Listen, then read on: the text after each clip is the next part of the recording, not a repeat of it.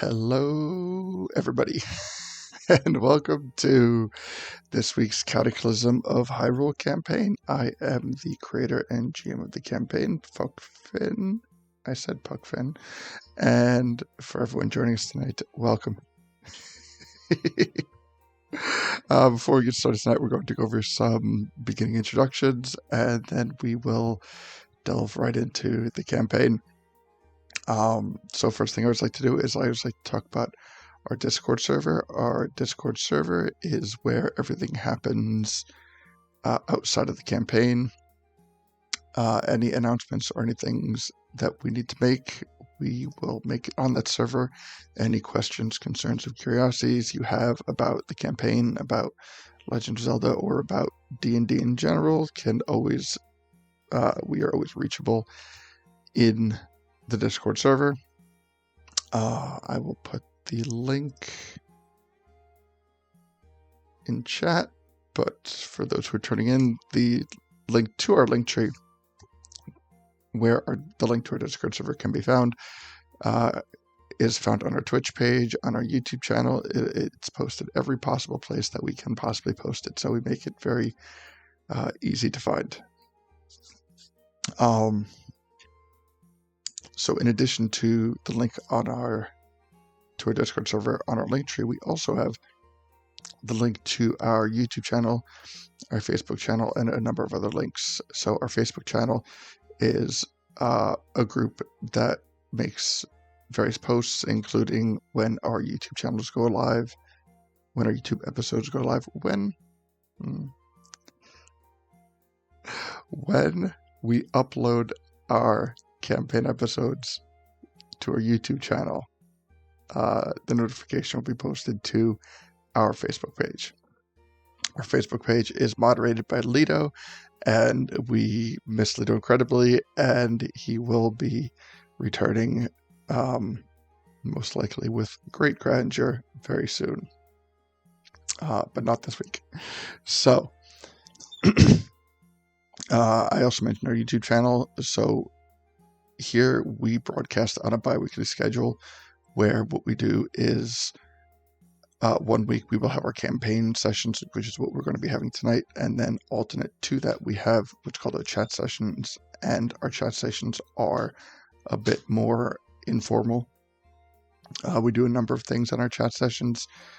We have been running a Legend of Zelda Isekai through Elder Scrolls 2 Daggerfall. Unless you have been living under a rock in the gaming community lately, you're probably well aware of the Oblivion remake. You've probably owned Skyrim on a number of consoles. Those are Elder Scrolls 4 and 5. Daggerfall's Elder Scrolls 2. It came out in roughly 1995, 1996, somewhere in that area. And it has been updated by an open source community that has worked out a lot of bugs, and it is incredibly fun to play. But last week we took I think we've run 2 or 3 episodes on that right now. So, let me briefly explain the premise on that, where it is we are building Link as a character in Elder Scrolls, and we are trying to recreate as much of Link as a character and things that come along with him as possible in this world, because quite honestly, in terms of customization in RPG, I have yet to find a game that can even come close to touching Daggerfall. The ability to customize spells, the ability to customize your character, the ability to customize enchantments, and the sheer size of the world. It is an amazing game to play. So I was like, you know what, let's see how accurately we can recreate Link and run him through this. So we've run a couple episodes. If you have caught any of them, they've been, I've enjoyed them, but I've enjoyed the game for a very long time. And on top of that, so last week during our chat session, we took a break from that format and went back to our old traditional format, because quite honestly, I just miss talking face to face with you guys. So one of the original and most commonly used formats for a chat session is simply right here what we're doing right now. where we'll talk about the campaign. We'll talk about really anything that kind of piques our interest. We have gone off topic with a number of things a number of times, and every session has been just as great as the last one. Ton of fun. I love interacting with the chat because during the broadcast for the campaign, I don't get to interact with chat too much. So, if that's something you want, I'm not sure what type of broadcast we're going to be doing next week. We might be returning to the isekai. We might be returning to to the more traditional format. We'll see when we get there. As you probably noticed too, we cut down our countdown timer from 15 minutes to 10 minutes. We're going to see how well that works. But I have received some constructive advice to shorten the intro. So we're giving that a shot. We may even continue to increase it shorter. We'll see. But, just bring you up to speed in what is going on. So, last session we had a more casual episode where right now we have gone through 3 different temples and we have a few more temples to go. And so what happens is usually after we've run a temple, temples tend to be very mentally heavy with the content that I put into it. It often does deal with sensitive, mature content. And so afterwards, whenever we finish it, I tend to have more lighthearted sessions to kind of even out the overall mood. And we hadn't really done that. So last episode, that is exactly what we did. We returned to Hyrule Castletown. We reconnected with some old friends. We read a letter from Leto explaining his disappearance. And, did we meet? We did some job interviews because Stuffin has purchased a jewelry shop a while back and he is now staffing it. So we had the introduction of a number of new NPCs, and 2 of those NPCs got hired to work the jewelry store. One of which has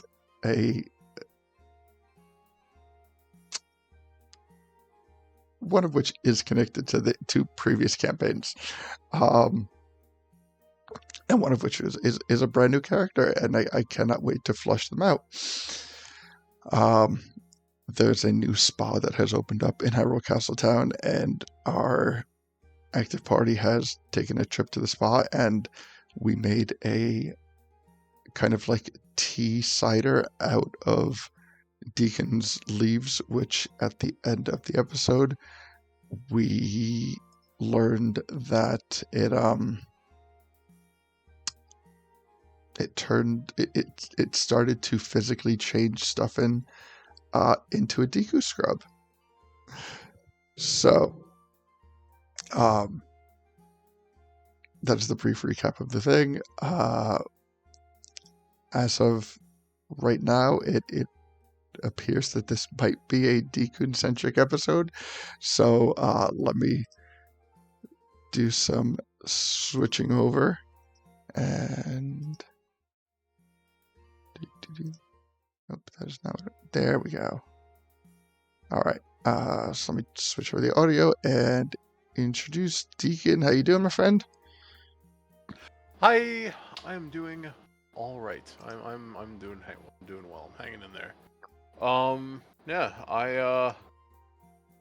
It might just be me. That's interesting. This will go to some interesting places.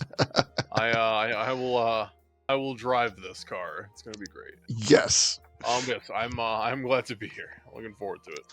I had some ideas already, and well, flying solo is just gonna make those even stronger.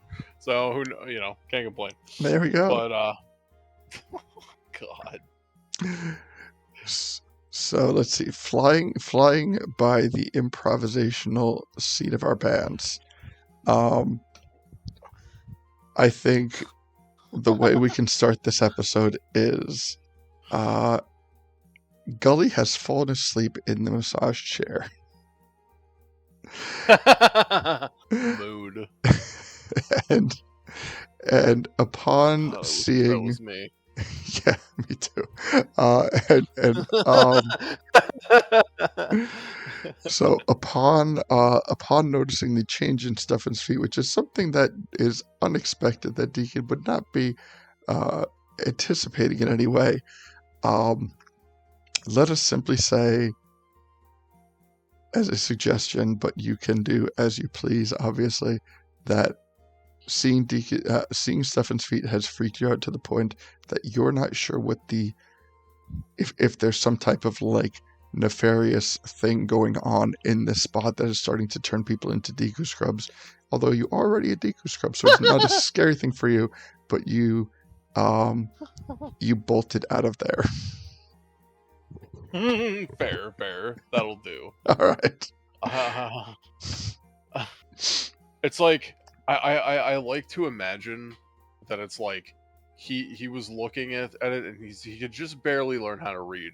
So he sees like one of those like fresh brand new bars of soap, and it says Deku Scrub on it, but it's really just trying to say it'll get you Kakariko fresh. Yeah. And he's just like, I see. I understand everything now.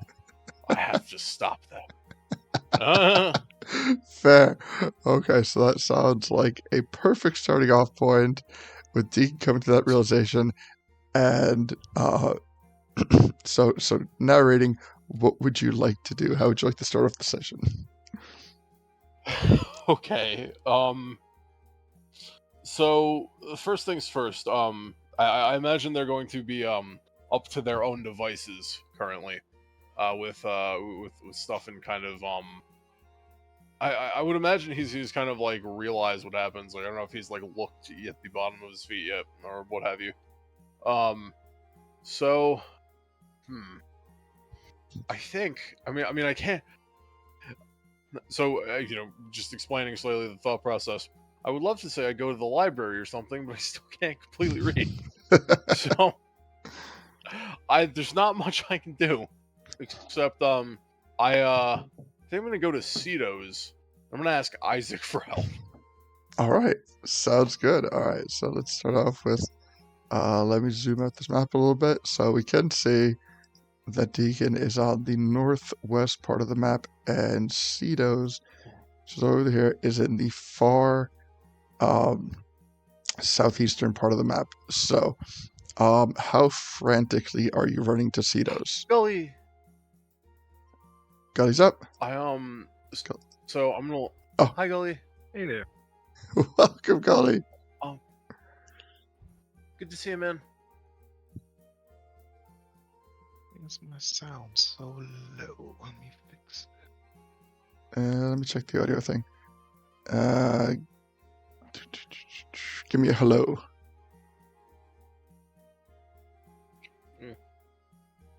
I think he also can't really hear us. He said his audio was really low. Okay. Oh. But I want to make sure his mic is on bar. Mm-hmm. Otherwise, I'll load him up and I'll raise his volume in Discord. No, I got you. I think he's trying to fix his mic right now. Okay.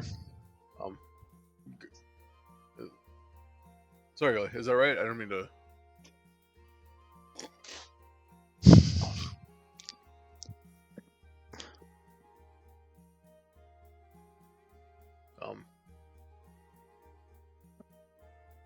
Okay, so while Gully is sorting out his mic, so, how frantically? I like literally just like top speed, like to the point where it's like I even do that like Majora's Mask Deku Shrub water hop that I have, and just like bounce over the fountain because I'm running straight diagonal. Nice. You just see a Deku holding a bar of soap jump over the fountain of pee. The fountain is cleaner now, to my last recollection. That's true. We cleaned it. But the rate at which you're running would not be that would not be a noticeable thing. That's true. So you just like hover like as you're like going over the fountain, you just kind of like mutter under your breath, like, and hopping over the piss. La, la, la. Exactly. God, thank There we God. go. Oh, hi, Gully. Hey there. Good Okay. to see you, man. Excuse me. Oh, bless you. Use your type. Okay, I think I'm done. Okay, so quick recap. So what we have started off with, because we are currently missing stuff in as Gully, you had fallen asleep in the massage chair, and we have noticed that when Deacon noticed Stefan's feet were turning to wood, he panicked. He grabbed a bar of soap that he saw and was able to read the words "Deku Scrub" on it, and he is currently running to Cedos to get some advice from Isaac. So I will say, like, as Deacon was running out of the room, the commotion of it in itself woke you up, but he hadn't noticed at that point that you had woken up. So Okay. as you see Deacon running out of the room, what is your reaction to it?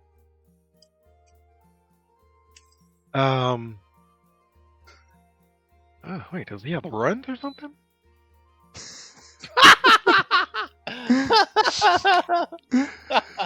And the attendants of the spa, they look a bit startled. They don't seem to understand why he just took off. And one of them's like, I don't know.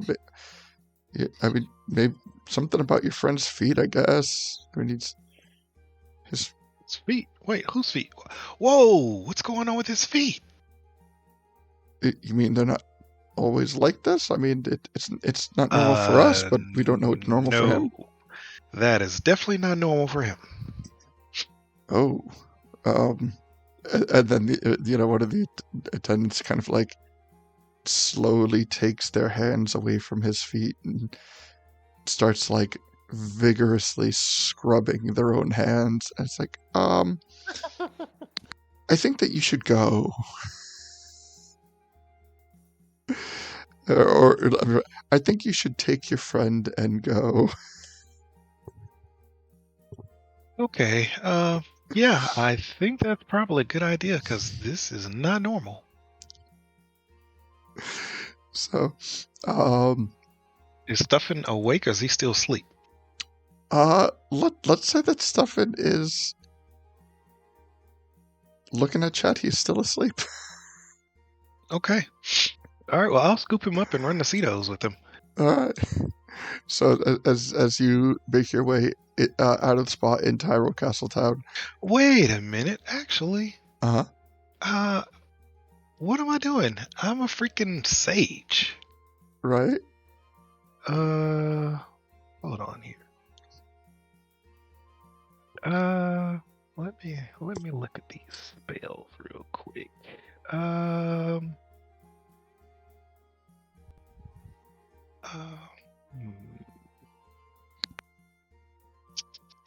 Oh gosh. Need my whole spell list. Flip over. Where are you? Where are my notes? Blast it.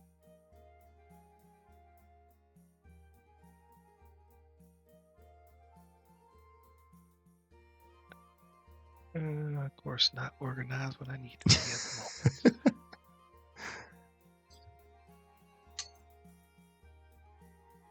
Just sign me in. Just give me my note doc. Come on. I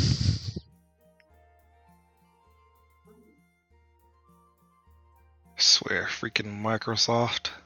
God damn it. It's like they Yes. somehow get worse with every passing year. I am afraid of Windows 11. Jeez. Like I just want to look at my notes document. Jeez. Did you pay Okay. that monthly notes fee? Sorry, I won't get it. Well, annual, but yeah. Oh, sorry, yeah. Okay. Spells. Let's see. No. I don't think it's a curse, so no. No. Oh, yeah. actually kind of reminds me.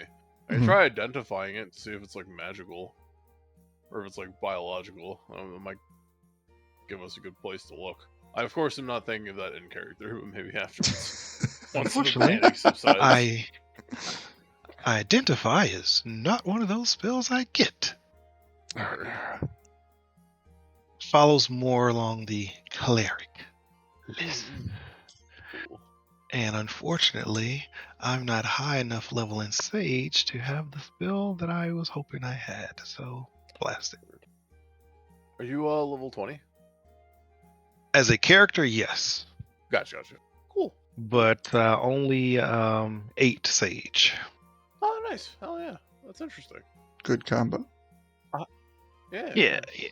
Well, in this case, not good enough because I don't have greater restoration. All right, so yeah, I pause for a moment to think about the spells I'm potentially capable of, and nothing comes to mind. So yeah, I scoop him up and then I run to Cetos. Word. Alright. Hi, Stuffin. He is waking up, I think. Oh, I woke him up while I was running. Sorry. Hey, Stuffin, come on, we're headed to Cetos, buddy. Oh, good. All right. Okay, so gang's all here. Wonderful. Okay, so Stefan, to bring you up to speed, we left off the last session with your feet turning to that of a Deku scrub. Deacon in the I'm thinking you're mistaken. That's not how it ended. I'm almost positive that would be bad for me, and I don't think that's how it ended, right? well, that's how the session ended. Yes. Yeah, that's how. Maybe they turned into like quickling feet or something. They're fast, Well, or like Goliath feet because they're big and they can stop things. well, they're kind of like taking on like the soles of your feet and like starting to come up are taking on a wood-like texture to them. Like they haven't at this point yet. They and maybe not moving forward. We might have to say they haven't taken on any extra characteristics. Like nothing weight. They are not technically wooden yet, but they are taking on like a wood type characteristic, and it's just like maybe certain things in kind of like going up. Let's say like the veins in your like ankles and calves are starting to take on like a viney type appearance. Like it looks like vines under your skin, like veins would, only they're kind of brownish. So nothing is causing you any type of discomfort or pain, but you are taking at this point cosmetic differences. And the person who was just tending to you politely suggested that after Deacon left, that you and Gully might want to leave. So Gully has thrown you over his shoulder as you were asleep for the massage, as you had fallen asleep briefly during the massage. So he's taken you over his shoulder, and Deacon is already at Cetos, and you guys are heading towards Cetos when Gully starts to feel you awaken. Hey, I'd also like to chime in. Deacon feet aren't so bad. You can hop across the water and stuff, and it'll be okay. hey guys, Floaty feet. Sorry. I have a thought. Maybe Deacon wasn't always a plant. Maybe he's a fairy. Turned into him. Maybe. How do your feet feel, by the way, buddy? It's like nature's clogs. Huh. I could do some. You want me to put you down and walk, or you want me to keep carrying you? Oh, I can fly. Okay. Oh, and I let him go. All right. So, all right. So you eventually make your way to Cetos, and at that point, you can. By the time you come in, you know what? Let's give it about a 2 to 4 minute time frame. Deacon, with that time frame, how thoroughly are you explaining to Isaac what you have witnessed prior to them coming in?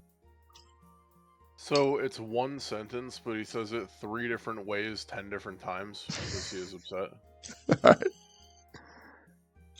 So like basically I tell him, Isaac, think need your help today. See, Stuffin clipped off one of my leaves, made like tea out of it, drank it, and now and I like lean in because I'm very serious, you know, my like hands kind of raised towards him. So I think he's still isn't he's like one of those tall lanky ones, right? So he's like much taller than me. So I'm Mhm. like, you know, but so I'm like leaning up to exaggerate. Now he turning into Deku Scrub, which usually fine, but I don't think he happy about that because I've never seen flying Deku Scrub before, except that one time I had wings, but you know that's gone now. And so, in the midst of explaining this, Stuffin and Gully come in. And what would you guys like to do? Surprisingly, his feet didn't slow him down at all. Didn't weigh him down at all. Oh, ooh, maybe. Do you like say that as you're coming in, Gully? Sorry. Yeah. Okay. I chime in with flying. Maybe Stuffin want to be first flying Deku Scrub. I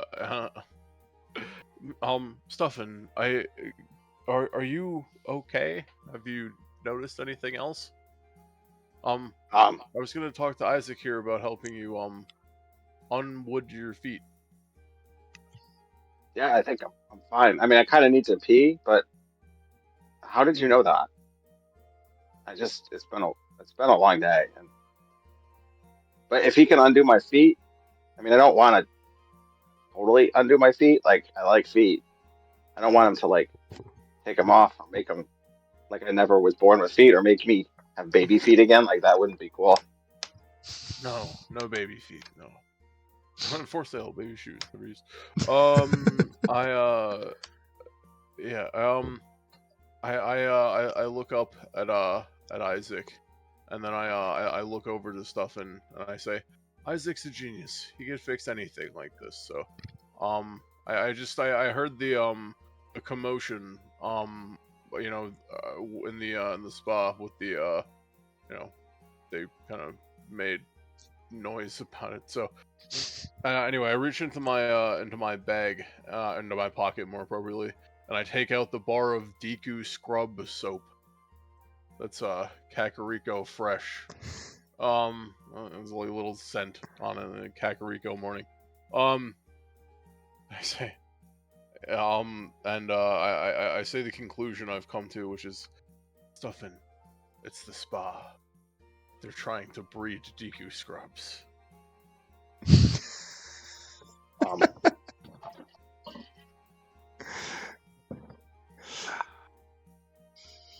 And Isaac is like, let me take a look at that.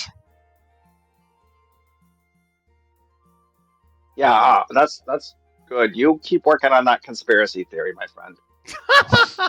Thank you. Yeah. Anyway, I'm gonna stick my feet out. That's fair. So yeah, I mean, I turned to Isaac, and you know, I guess I'd like pluck off a leaf and hand that to him too. Okay. And yeah, just try to explain further. Yeah. Don't eat that leaf. No, I mean, not I again. mean, it's kind of weird. Why would a leaf change my feet first? I don't know. I don't understand at all. But this is. Maybe it starts with the roots. Oh, makes sense. Huh. Oh no. And so the first thing that Isaac examines is the soap. He kind of like, you know, he takes a little like whittling knife and kind of like takes a chunk of it off, and he like breaks it apart in his hands, puts some in like a mortar and pestle, starts to like break it up, throw some kind of like, you know, a couple other things into it to test things, and within a few minutes he comes to the conclusion. It's like, no, this is just your run-of-the-mill soap. You're visibly relieved, but then he like, yeah, I imagine this is the point at which he like hands over the leaf. This is only other clue that I have. And he takes he goes, oh, I'll have a look-see, and he takes the piece of Deacon's leaf and he puts it under a microscope. Well, no, he doesn't put it under a microscope yet, but he, he does something like Metaphorically. Metaphorically puts it under a microscope. He takes like, some clippings and does like almost the same exact, to the untrained eye, does the same exact test that he did with the soap. And then he's met with he concludes with and then he proceeds to take another chunk of leaf and put it under a literal microscope, and he hears another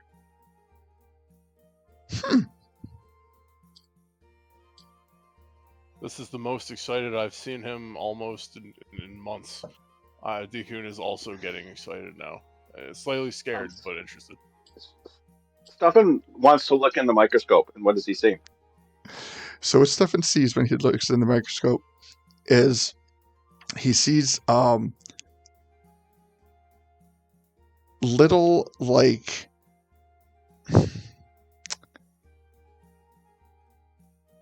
I guess what it would look like to Stefan is it would look like on Deacon's leaves there are tons of it is covered in what appears to be microscopic red fairies. So kind of like you can see under a microscope his leaf is actually green. It's his normal green. But covering his leaf is just a ton of like little red balls, like how people see fairies as little balls of light. It looks like that, only they're all red. So like not fairy as in stuff, and fairy as in like little puffball? Yeah, as in like a little puffball. Ooh. Yeah. Stefan says, Hmm.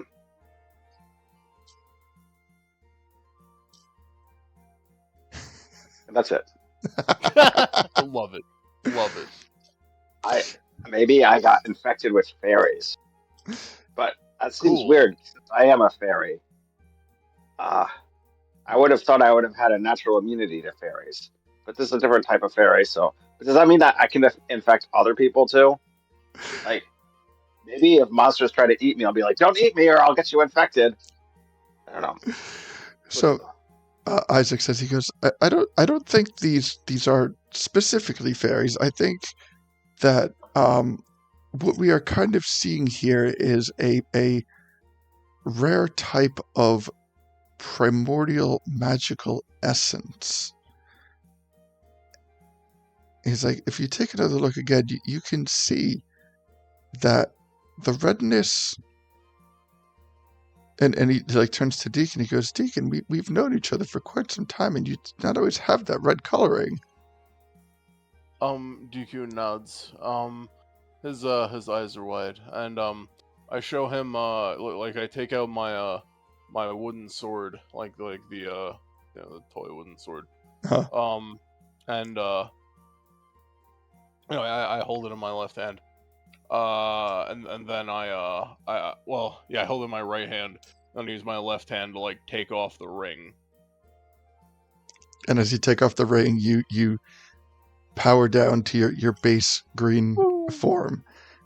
And the moment you do that, Isaac takes another look at the microscope, and he goes, huh. Ooh. What do you see? Deacon's Because- eyes are kind of wide at this point. He goes, well, take a look yourself. And Stefan, Stefan, please take a look. And as you take a look, Take a look. Huh? He takes a look. Okay, so as you take a look, you see that the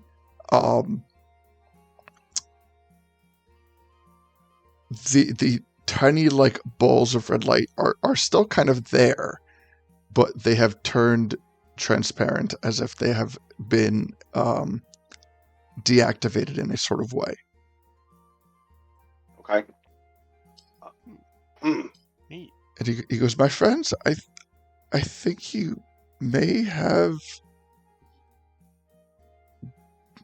been the first to discover or be the first case of a magical bacteria." Cool. Wait, does that mean I'm magically stinky? No, I mean, I suppose by all clinical terminologies, you would technically be infected, but there are all sorts of positive and negative bacteria that exists all around the world. So simply because it's a bacteria doesn't mean that it's bad, but it does seem to be beyond a shadow of a doubt magical, Huh. and that might explain Stefan's transformation. But I'm confused. If it's bacteria, why is it affecting my feet? You look down at your feet, and your feet are normal. Oh. But what does my back look like? It looks like Tyria. Duh. Get it?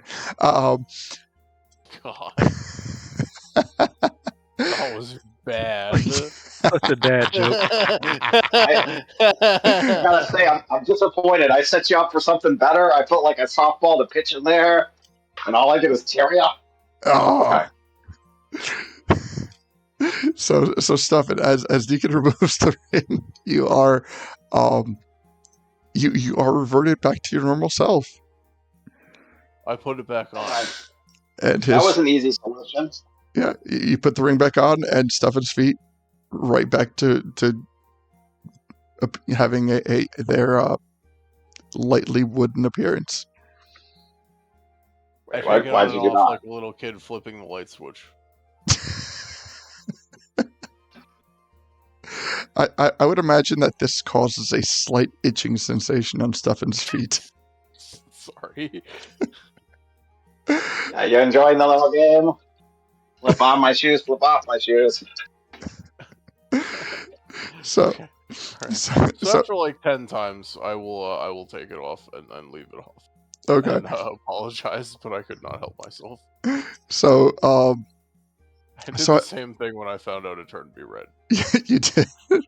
So Isaac turns to Stefan and he's like, "Listen, I'm not sure how this will progress as it is in undocumented condition, but if I could try to put together some type of antidote. I could try to put together a few different antidotes or salves or something to that to remove it from you." Yeah, I would be in favor of that. I think I like my feet the way they were before. Okay, no problem. I'll simply need a little bit more of those leaves from Deacon for testing, and I will need some biological samples, whatever you're comfortable giving, and hopefully by the next time you come back, I'll have some things for you to try out. That's all you need, just to be clear. Like, Yeah. you don't need like the soul of like a young girl who's lost her memory, anything like that. Oh heavens, no. Okay, nothing. Okay, No, I think just we can do that. yes. Isaac already But has Deacon, enough trouble. Oh, sorry. Are you okay with that?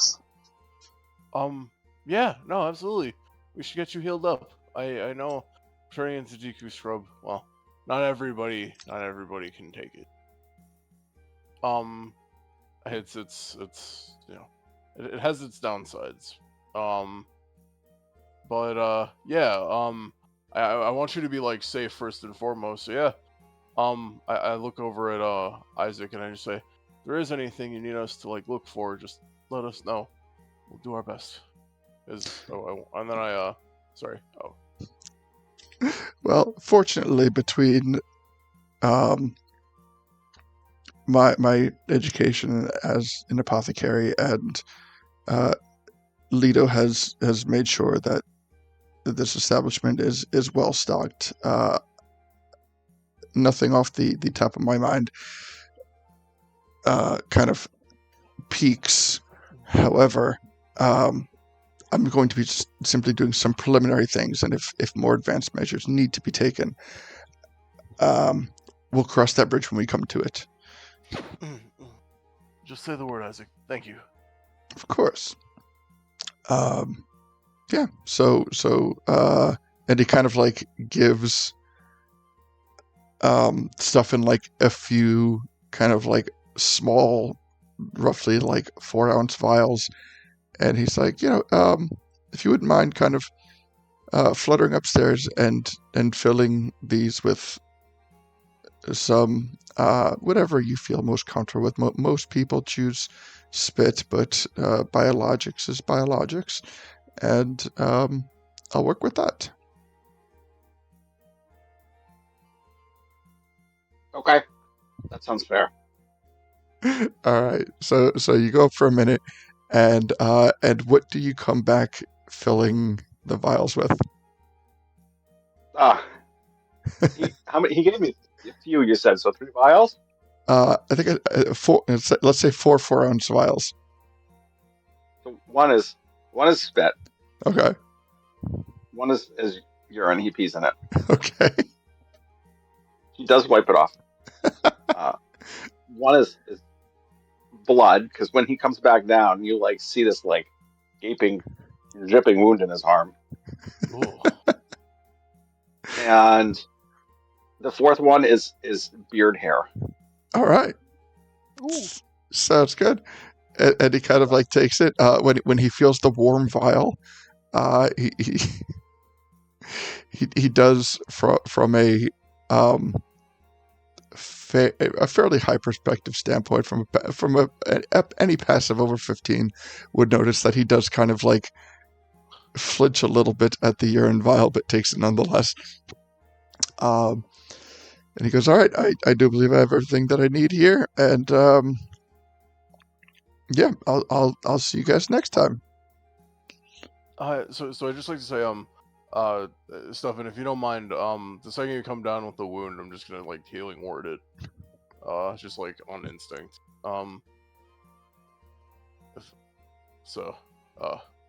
Yeah, thanks. anyway, sorry. Are you not comfortable with urine? Yes. No, I got used to the fountain being full of that at one point. It's clean now. No, not you. Sorry. The dude whose name I forgot already. Sorry. Isaac. Isaac. Uh, Are you I'm uncomfortable with it? I'm fine with it. I have a sometimes I have a personal issue, not with urine, but with temperature sensitivities. Oh, Yeah, it is you know. appreciated and welcomed, and I set my own parameters by saying, that you fill with whatever you feel the compelled to do. So I was just simply not prepared for the warmness of the vial, but it's Okay. it's okay, and I can work with it just fine. I'm just gonna kind of set it over here as he puts it in like a test tube wrap. He's like, I'll just let that cool for a little while. Do you want me to cool it down? No, that's not necessary. I have 3 other vials I can work with, and I'll be okay. I'll be okay. It's very warm right now. I could use prestidigitation and I could make it cooler. Right now. I'd be like, prestidigitate! It's a spell I never get to use, quite honestly. Like, it feels like it'd be super applicable if we were, like, running it in and we had to live in real life and, like, clean up messes and stuff like that. But here, just real quick, I'm gonna cool it down for you. Poof, done. All better. Okay. It's like very well, very well. Thank you. Stefan, you say some of the strangest things. What do you mean real life? This is real life. Well, yeah, but I mean, like, if we weren't adventurers, if we were just living in town, and we were running an inn, and we had all sorts of like strange people coming to visit us, and like little mysteries popping up, like we'd wanna, like start fires and light candles, right? And we need to like clean up the linens and clean up messes and Yeah, stuff but like that. we're those strange people that appear No, we're or not pop strange. in What on are you talking? people.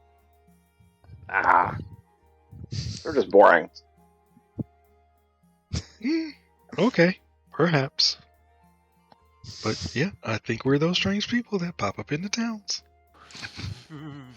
Well, I think you're golly, right, I don't Billy. think we're We know how to strange. make an impression. Oh And yeah, for Deacon, sure. Sorry. I don't think you're a person. You're a plant. Doesn't matter if you're strange or not. It's, I, I look Was that down at offensive? myself. I'm sorry, that wasn't. No, no, it's good. I look down, just like at myself, and I like look at my hand, and you just see like metaphorical little question marks around his head. Oh, I really don't know what to say at this moment, Stefan. Yeah, okay. I gotta step away for a second. I'll be back. Okay. Yeah, I'm gonna just. I had to start peeing before, like that little bit of urine wasn't Ooh, enough, so I yeah. gotta. I got more. I gotta empty out. In Okay, well, character, not in real life. go right ahead, Stefan. Yeah. All right. So, Well, yeah. oh, sorry. You're a person to me, Deacon. Thanks, Scully. And you're not just a person to me. You're the best person. Oh, thank you, buddy. Deacon smiles, and he says, so yeah, with stuff and with a cure on the way, we're in pretty good shape. Was there anything you were thinking that you wanted to do today? I was thinking, like, did you have anything on? Well, yeah, anything you wanted to do? I mean, I didn't have anything special on my docket. I know we have some group things that we probably should tackle, but nothing personally. Okay. I think the temple is good. They're set up there. Definitely. I was thinking, yeah. I almost wonder. I know that well, we should wait until Leto gets back before we start chasing in the desert. But I guess I just yeah. Well, do you actually, I was thinking. I know we have a couple things we got to do around here, but have you been able to check on your disciples? Are they all doing okay? I know you tend to sleep in the fire temple, so Yeah, they're doing good. nice. Hell yeah. All right. So, June's gonna think for a moment, and you know, huh? Do you feel like Gully? Do you feel like some action today? Or do you think you want to keep things like chill? I mean, I'm always game for some action. What do you have in mind? Well, I was thinking that once we get everything handled, I want to see what's up with that silver Lionel on top of Zora's domain. Oh yeah, sure. Let's check it out. I'm thinking that might be fun. I mean, it's probably gonna be something different, but kind of gives us a little chance to, well, get some combat training in. Plus, I was thinking, I have a lot of these like golden elixir potions that I kind of picked up from the goo of some of the stuff we fought. So I was thinking about giving those to Stuffin, to like help boost them up a little bit. Like, cause like, he's looking for a lot right now, and thought that might be helpful. Yeah, I'm all for it. Let's do it. Hell yeah! All right, so I'm gonna do that when he gets back.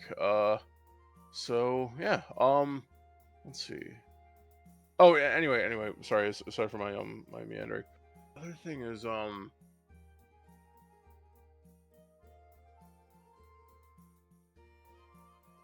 you know, I don't.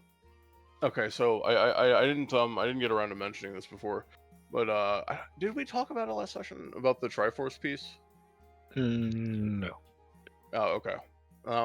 So to be honest, I kind of think that with the Triforce piece being like in the Forest Temple somewhere, we didn't find it. So kind of like Oh, we didn't? Should no. probably go back to locate that. Yeah, that's what I'm saying. You know, is we actually don't know where that is. So it's just kind of this thing where how do I put this? But of course I don't know how to do that until we handle the other two. So I'm wondering if they ever found it or something while they were in here. Anyway, that's just one thing. We don't really necessarily have to take care of that, but you know, it can kind of be an eventual thing, but I just figured I'd mention it. Well, if we left in the forest, we should probably go back and find it because, we did kind of clear it out. So Yeah. anyone can kind of go in there now, maybe? Yeah. Well, the thing is, Rico kind of like sealed off the entrance and exit, so the other one can't leave, and we would have to teleport in. I picked up a trinket that'll get me in there, that'll get us in there if we teleport. But unfortunately for the like as far as like finding a sage and all that stuff, you know, there's not really an in or out right now. We have to like, so that's the only reason I bring it up is just because like the idea of one of the Byrova sisters being like within grasping distance of a piece of the Triforce is very bad news. So yeah. Of course, I'm sorry. I know this kind of this has been a thing for a while. I don't mean to force it too much. I don't know. The whole thing just makes me kind of nervous. So Deacon looks like kind of like rubs his head a little bit. Hands through the leaves and stuff. Yeah, I guess that's part of the thing for like the overall like overarching goal right now. Trying to figure out what would be the best just in general for us. I don't know, Gully. What do you think we should do, like, as a party? I think, sorry. Like, well, I mean, I'm I guess. good with. Sorry. I'm kind of good with anything. With either. Okay. I'm fine with either. Okay. I just wanted to make sure. You know, obviously, let me know if you I definitely want to hear your thoughts. But yeah, aside from that, I think I would like to check out the Forest Temple and just see if we can kind of find out the situation on with Kyuko and stuff. Okay. The thing is I don't really want to make the pact with the witch necessarily. I want to maybe talk to you about that because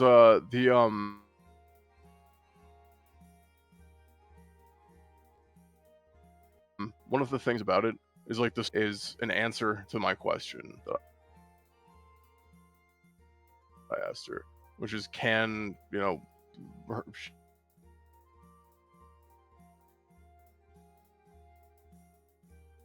as the answer to my question. But if I take and open the paper, we have sealed the But I'm just like gonna make an educated guess as I evil people in Hyrule. I do not think that we are going to get that kind of a story out of this, if you know what I'm saying. Mhm. Like, they enslaved and murdered the entire group.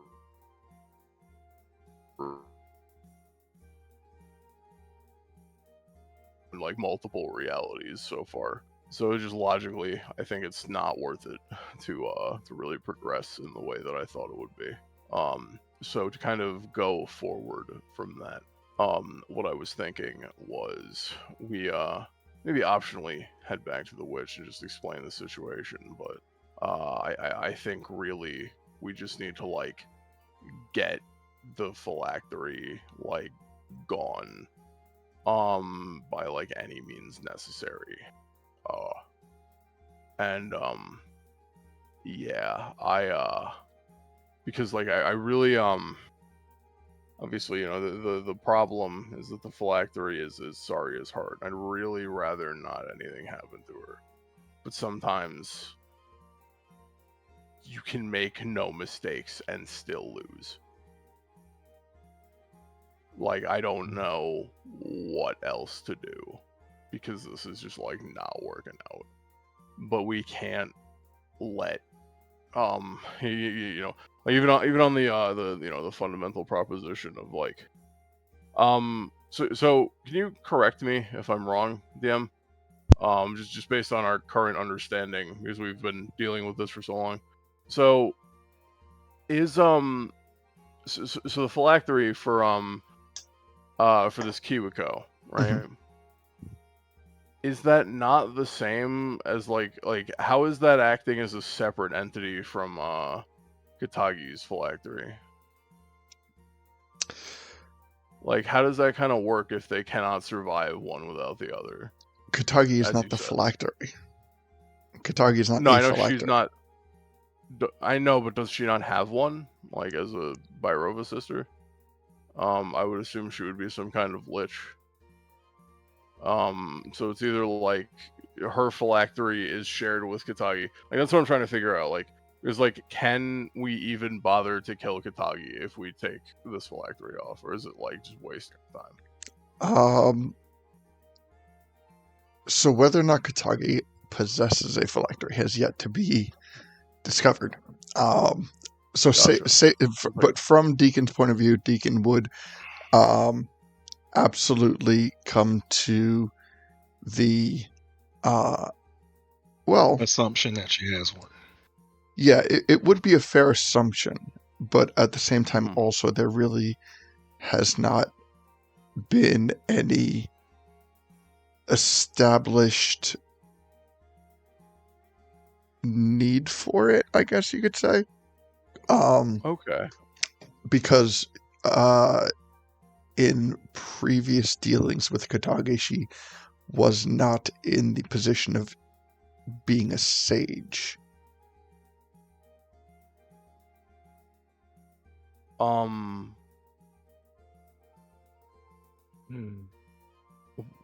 What? I'm sorry. Like, what does the sage part have to do with that? I don't know. Oh, okay. So like sages and temple guardians are kind of like in this campaign the They're predominant expected to use have of phylacteries yeah, because of needing phylacteries. okay. There have been kind of isolated incidents where other things have presented itself, but sages are like the main phylactery users. Gotcha. Um, Okay. and so it is something that can be delved down, and there is something that has an answer for it. But right now, given the current position of the situation, there really is no definitive notes that would lead in any direction pertaining to that. Okay. That's fine.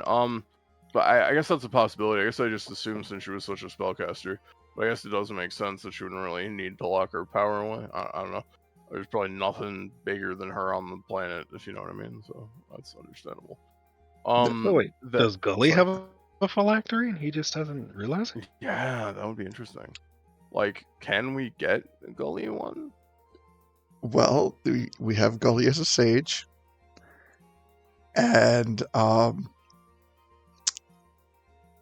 pointing out that every sage that has had a phylactery has been, well, every person that's Previous age. yes, every person that has had a phylactery that has been in the sage in this campaign has been an evil character. The good characters themselves really haven't had phylacteries. They've been they have been phylacteries. They have been victimized by the circumstance of phylacteries, but also given the knowledge of that the party possesses specifically stuff, and Gully absolutely could make a phylactery. Huh. I guess. Oh, sorry. Interesting. Is that an evil act though? Like, if it's just like strong emotions, is it necessarily evil? You know, or like? I don't think it's Sorry, I'm not. I'm not trying to argue. no, I'm this is just important curious. stuff. It's not necessarily an evil act, but being that we are at this point about halfway through the temples, I can point out that these phylacteries are created or were created by Ganon to tether these entities both to himself and to the I temples. see. So in Mhm. destroying the Gotcha. phylacteries, you are breaking these bonds that he has Mhm. established. Okay. Huh. So creating phylacteries are intentionally creating phylacteries, I should say, is not an easy act, and does have to have a certain level of power behind it. And I will say that every phylactery that you have destroyed thus far has, in some form or another, weakened Ganon. Okay.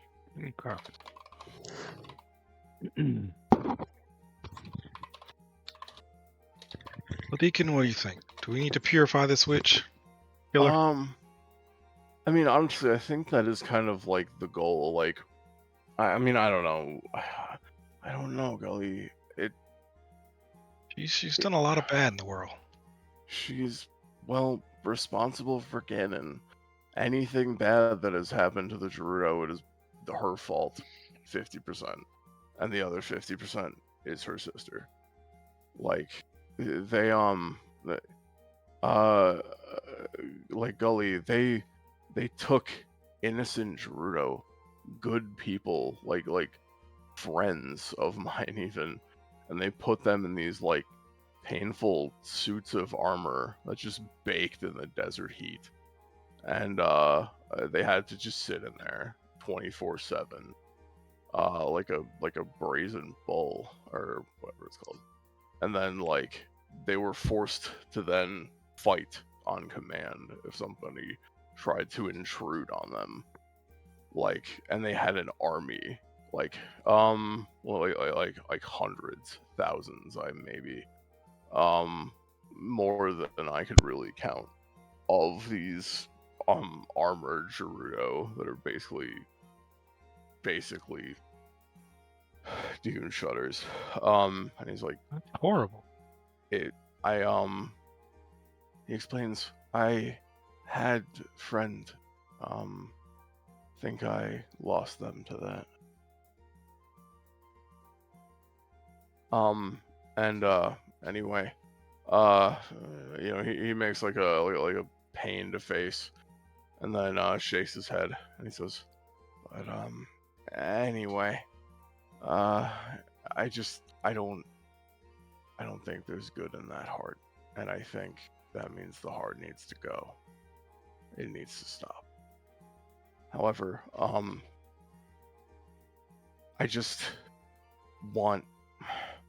don't want to lose Sarya in the process. She's very important to the Kokiri people, and to lose her would be a tragedy. As such, I just need to get Kiwiko to consume her phylactery, and then we can figure it out. Okay. I don't know, Gully. Do you think I'm wrong here? Do you think this is...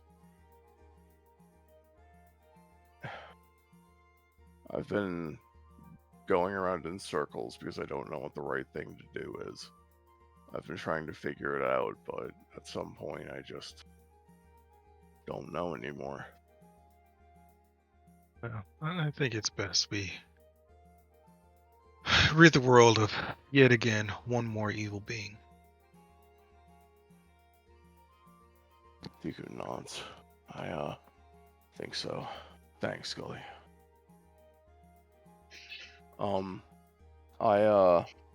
Yeah, I guess, with that, I want to, man,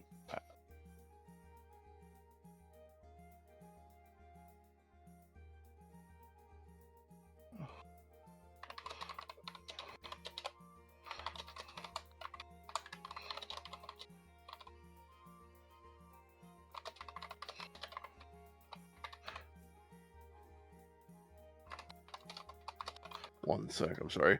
Puck, can I ask you something? I'm DMing you real quick.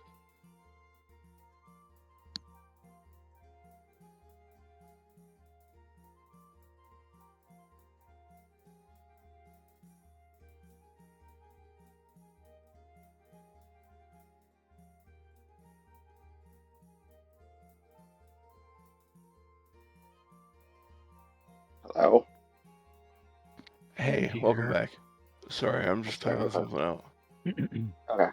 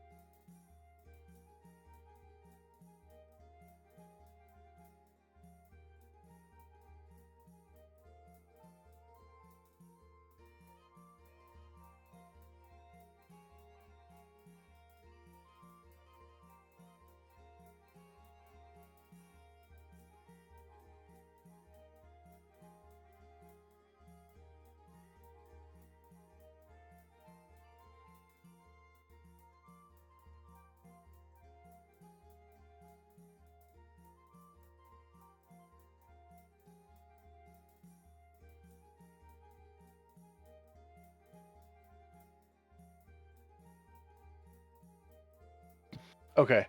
really sorry. Thank you for thanks for your patience, Gully. So I just had to I had to So anyway, sorry. Gully, you can sorry. Um God, Gully, I was thinking, depending on I have I have an idea. Um but I think we should try and handle like most of the day first, but I have an idea for when we go to bed. Okay. Um if I still have my spell slot available, I've been working on I want to see if I can try to make you some kind of phylactery. I have an idea. Like with Okay. with that on with that on Dekun's mind now, like I'm excited. I have an idea. But especially if we're gonna go fight that Lionel, I don't want to like do it in the morning unless we're gonna take like a Right. nap very I quickly. got you. So but I do have some fun, very fun idea. I hope you like it. I'll let you know. I want it to be a little bit secret, but it'll be a potentially good thing. But I will. Yeah. So So. Deacon might also know that Stefan has been studying about phylacteries and has a book on phylacteries he's been reading. Ooh, Just that's true. something to think Yeah. about. No, that's a good point. Yeah, Stefan. You you are pretty smart about this stuff and other things. Um, what like I honestly it would be worth asking you. You know, like, do you if you don't mind me asking, like, what have you read? I know that you guys spent a lot of time in the library, and maybe there's something that you know. I think I just kind of did you overhear all of what I was saying about sorry, I don't know if you anyway sorry. So Deacon will kind of just explain like, you know, I the Saria phylactery thing, you know, um yeah, that he's just like eh, sorry. Um sorry. Sorry. Um I Oh wait, be right hey, back. I just put something together. Oh my gosh. Okay, I have this book on phylacteries. It was Garudo, Mhm. and he pulls it out, and like it Oh. talks about how to make phylacteries, and you can Mhm. get trapped in a phylactery Oh shit. um, if you're not careful. And I look at the book, and I just realized my notes. It was written by Komeng Katage. Oh. Huh. Oh my gosh! This is Holy how shit. Ganon's phylacteries were made. Oh shit. Well, See, okay. I don't know if I took the whole book or I just took notes on it, but I believe you tried to I take took the book and it yeah. didn't make it through the bookcase, but your notes also didn't make it through, but you were able to replicate them through a history check. Oh, okay, okay. So the book is still in that Huh. library there. Um,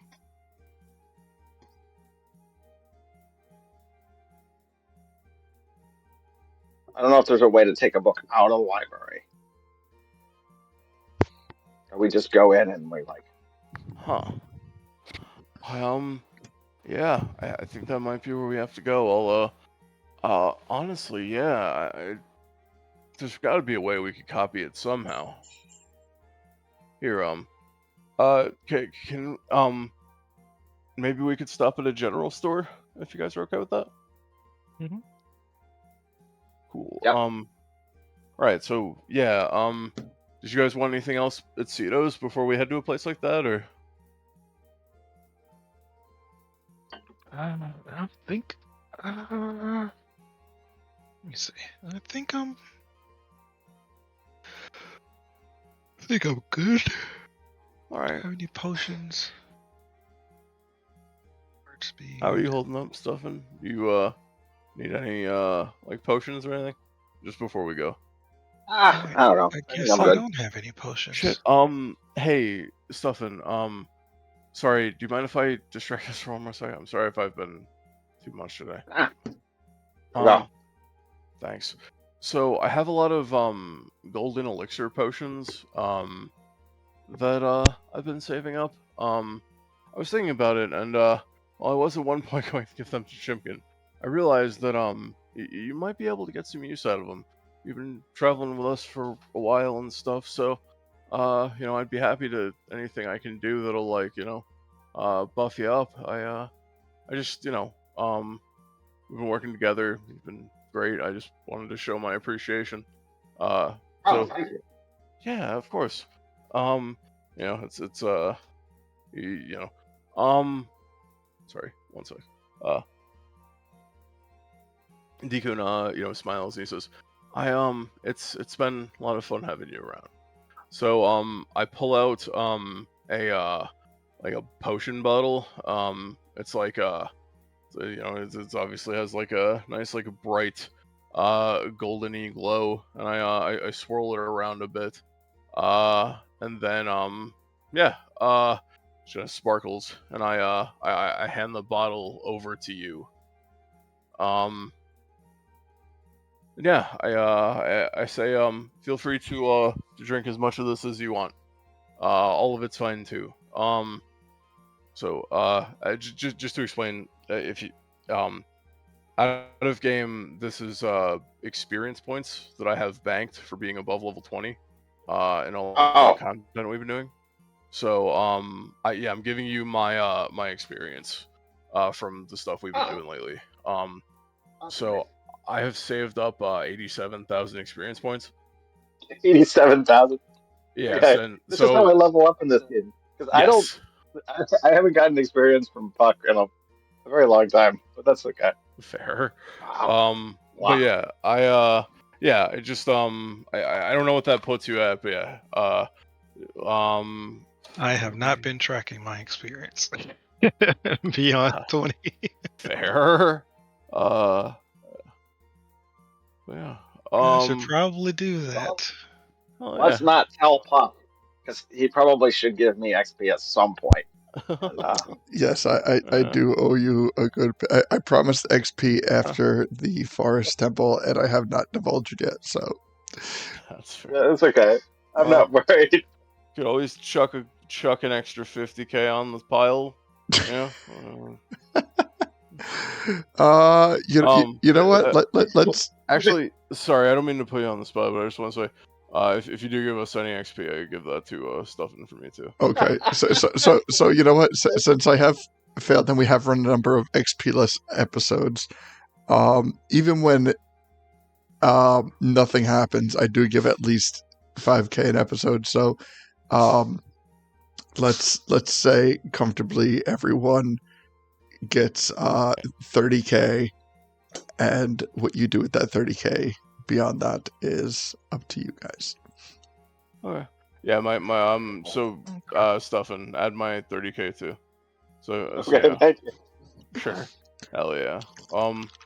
Yeah, so that's nice, easy 100 117. Yeah. I think that's a level by itself. Okay. So, do you mind if I ask what level you were? I'm 15. I'm like barely 15. Okay. Nice. Right. That actually should put you at fucking 18 then. It's gonna jump me up quite a bit. I'll tell you that much. No, it's literally putting you at 18, and that's before the 30k.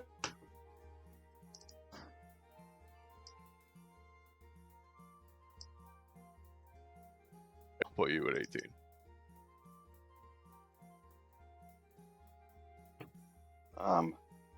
Yeah, I'll do this. Okay. Well, yeah. Sorry, I like I said, I think honestly, we might want to fast forward a long rest if you want to Oh, level up today. If you do, I mean, yeah.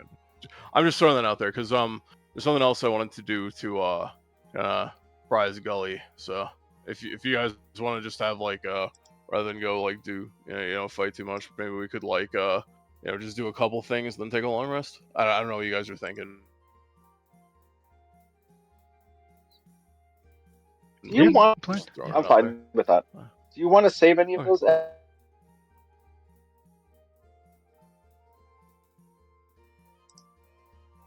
XP to like?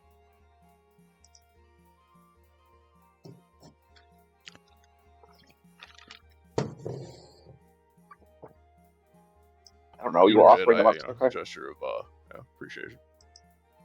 Okay. I can jump from 15 to level 19. Here we go. Hell yeah. Nice. All right. Yeah. For some reason, I do imagine that stuff is just like chugging on the experience bottle, like literally just straight, just I don't know, just like doing a straw chug, like you get I think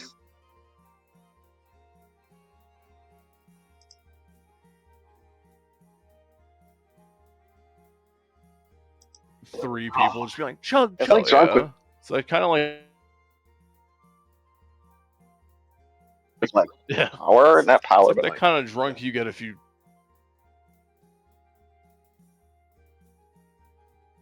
Sorry. But yeah.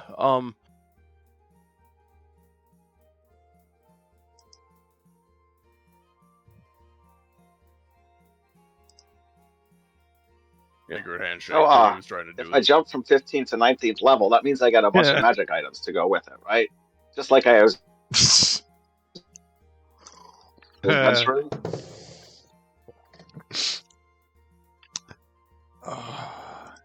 You for wish. everything that we got. Like, imagine Maybe I will take a 6-level dip into Bard these parts. so I can sing. Hell yeah.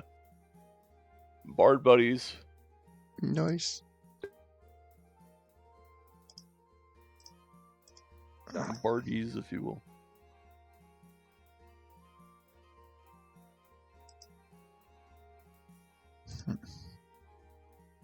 Wait, what'd you say, Puck?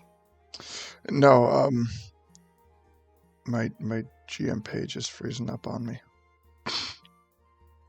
Hello. I don't hear Puck. Can you hear me now? I don't either. Hello?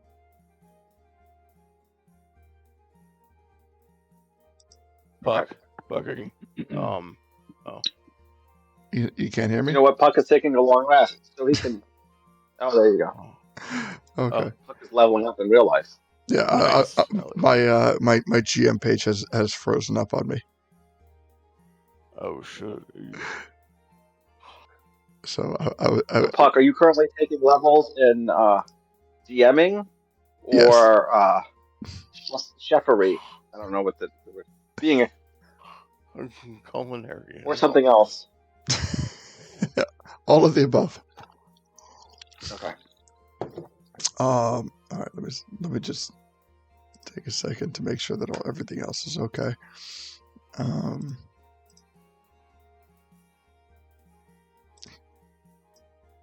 All right, everything aside from my GM page looks okay.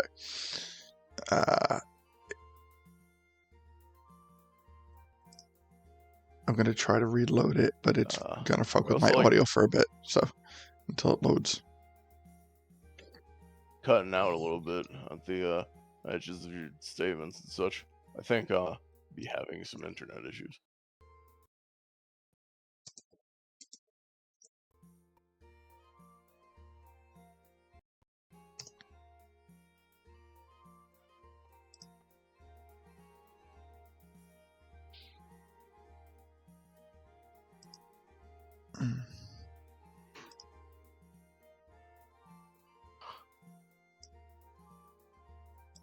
All right, can you hear me?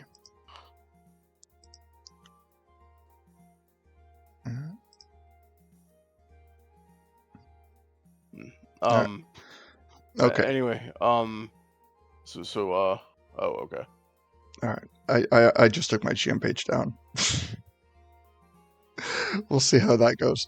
But it should be less stress on my computer right now. So, all right. So, all right. What are we up to? I forgot where we were at. Anyway. Yeah, with that being done, I was just gonna say, yeah, we just do a few things so we can take a long rest soon. Yeah, I was going to shit, there was something I wanted to do. Can't remember what it was. Oh. Huh. Well, anyway. Yeah, let's see. If we want to go check that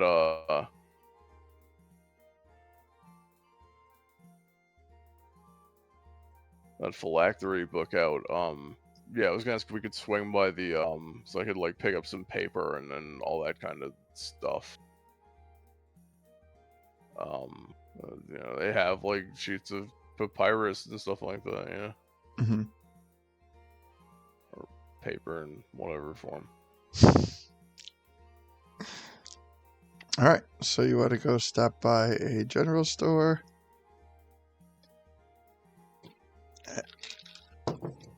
And all right.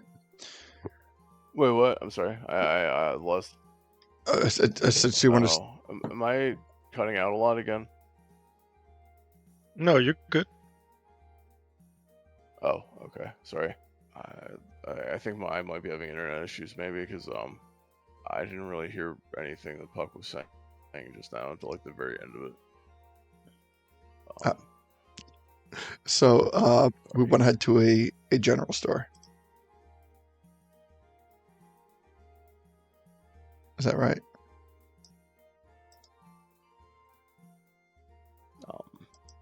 Yeah, I'm not hearing Puck I at all. I at all.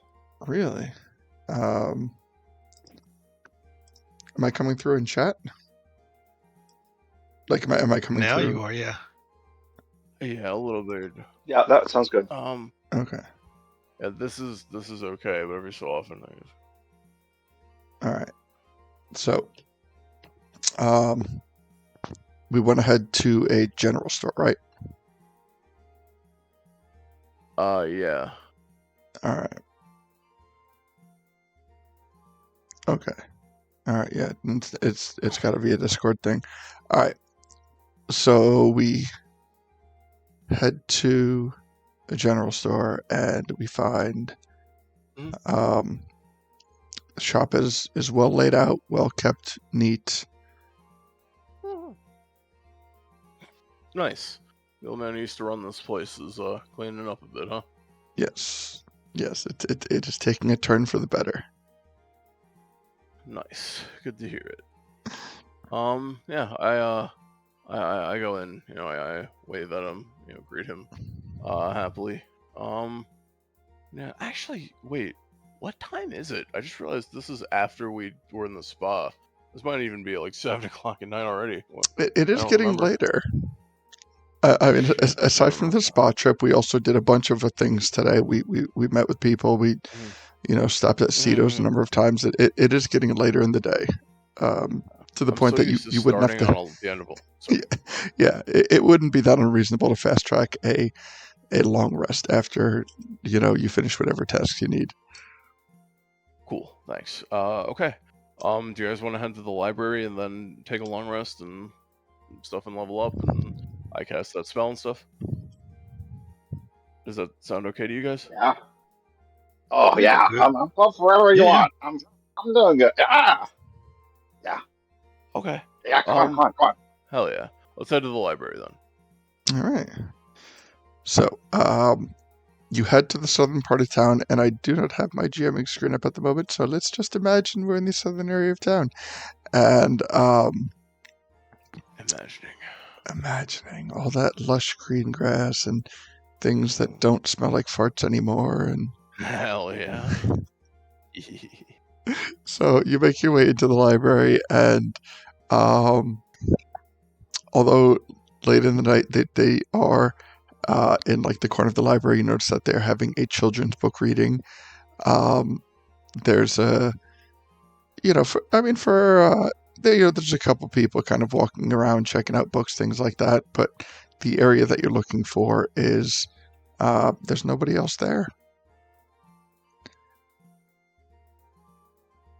So, what would you like to do? I look between Gully and stuff, and as in the initial run, I hadn't really been here. I was off doing the stuff with Lido, so I was actually I asked them like if they know where to find the types of books they're looking for. Oh, let me remember. I remember we had to do a crab walk backwards or something like that into something.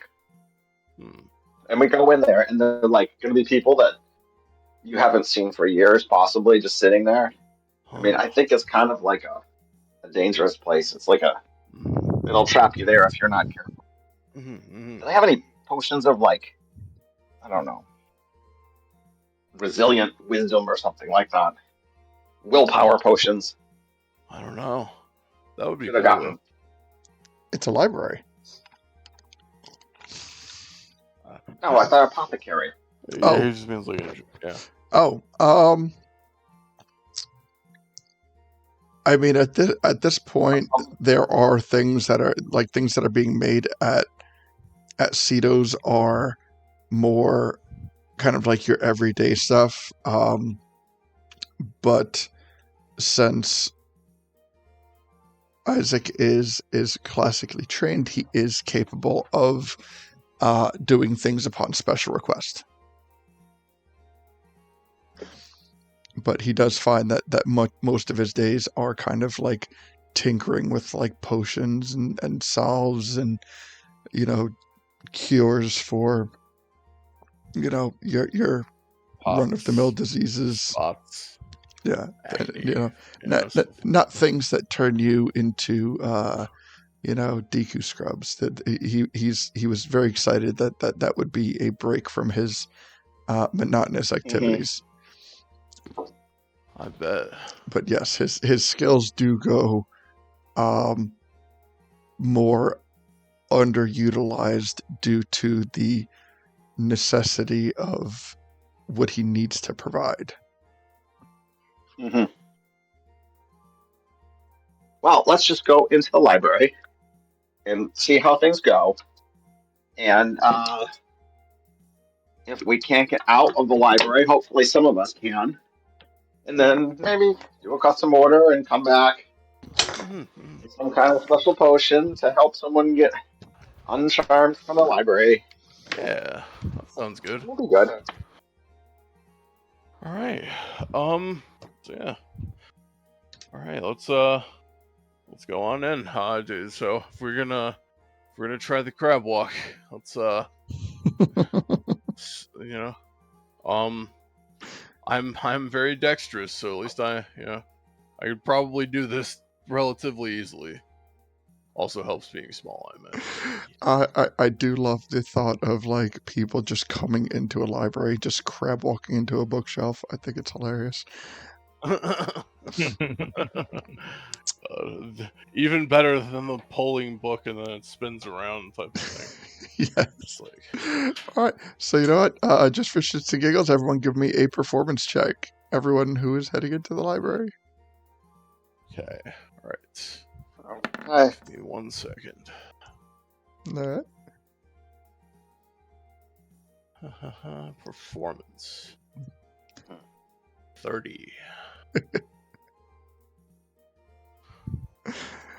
I got an 11. 11. All right. So average for me. So Deacon is like full tilt on this. He is like,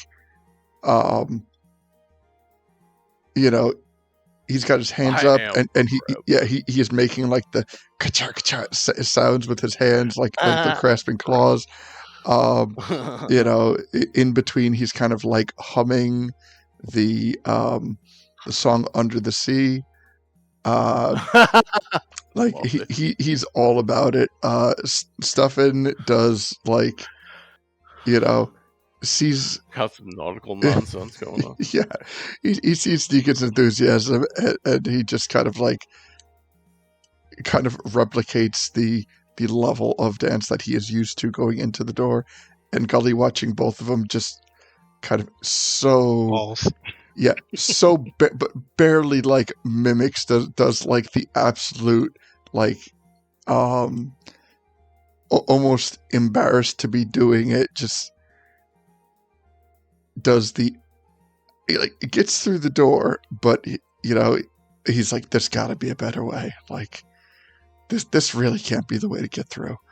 But he gets through nonetheless. So all of you make your way into the library, and you are immediately or to the mystic part of the library, and you find something very, very similar to what you found last time. There are a number of tables and study cubicles, and people are, in there, kind of buried in whatever task they're specifically researching. Seems to have absolutely no concept of time in any fashion whatsoever. They are just fully enveloped in their own specific tasks.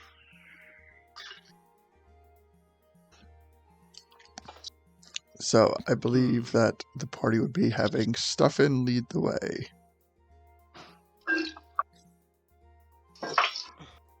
Yep. I think it's this way, from what I recall. I'm not going to try to find my way back.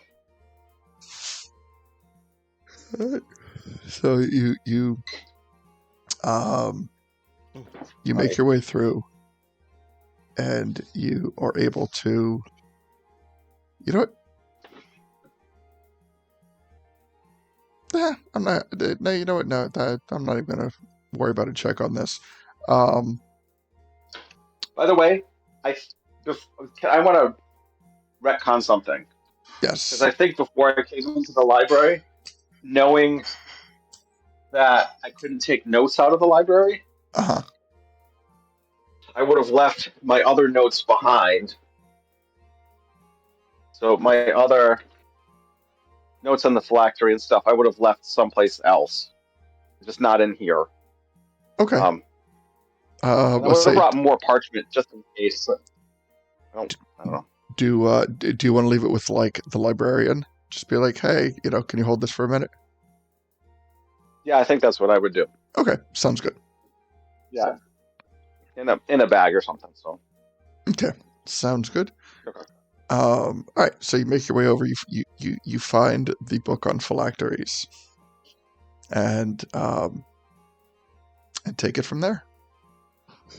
It is in fact listed. The notable thing is that it's listed as Komi Kitage as the authors. Is there as you open an up editor? It does not note an editor.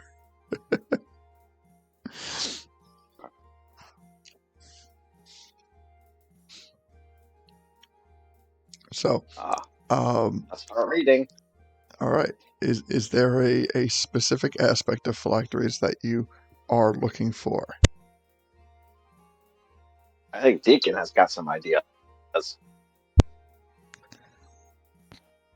All right, Deacon. I want to know ones where... Oh, sorry. I was going to say, I want to know some where you don't have to do bad things. I want good people. Fortunately, there's a chapter on it. It says, only good things. Thank you, Stuffin. I would like to read that one, please. Thank you. Lawful evil phylacteries. Lawful good phylacteries, sorry. Excellent. Oh. So, in doing so, let's say that you... like the Homer Simpson. That's bad. Anyway, sorry. So in trying to get down to the core of what you're looking for. Yeah. So I guess I'd actually like to Oh, sorry. It is a genuine question that I have. Is there any kind of sacrifice or ritual type thing involved, or can we just not do that? Anyway, sorry. There could be.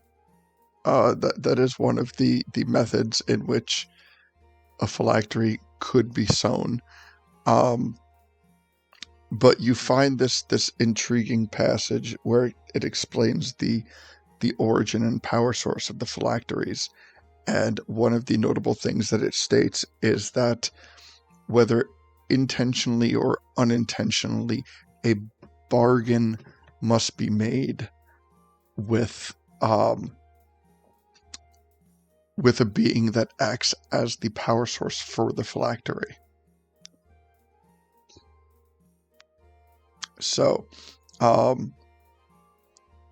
you are able to determine that the nature being a good or evil, a good or evil phylactery, the source is kind of what determines that.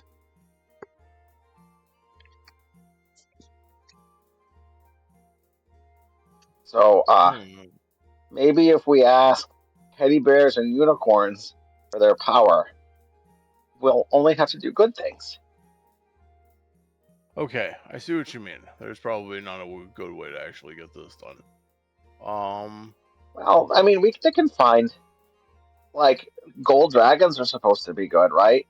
Oh, true. They're powerful.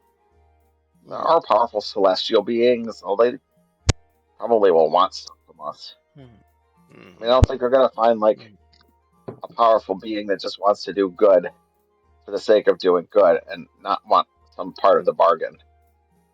Yeah, true. That is unfortunately the nature of, well, most things, I think.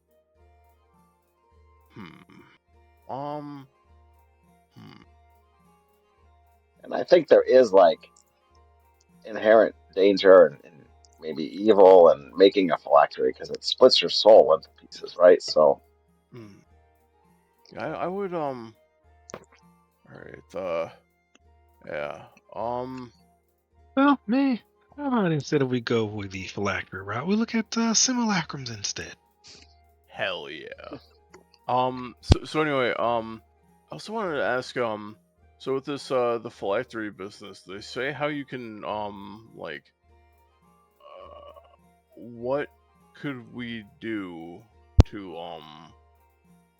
how do I put this, like how do you separate them or something? Like how do I put it? I get You it. say that only.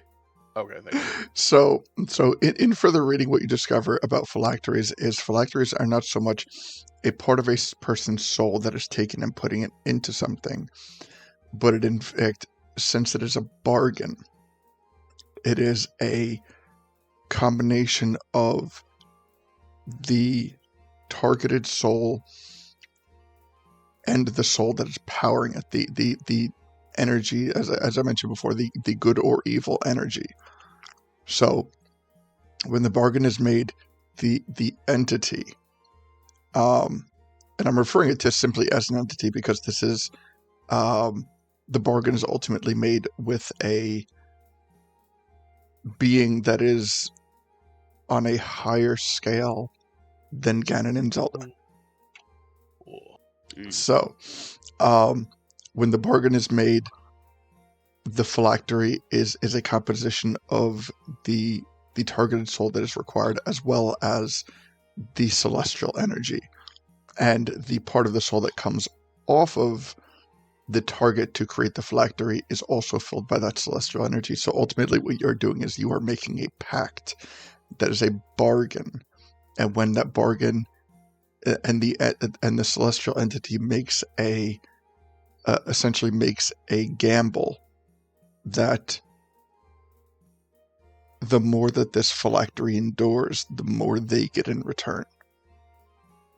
And if things were to go in a way that they expected to, then essentially their ultimate goal is to recoup that soul as a whole.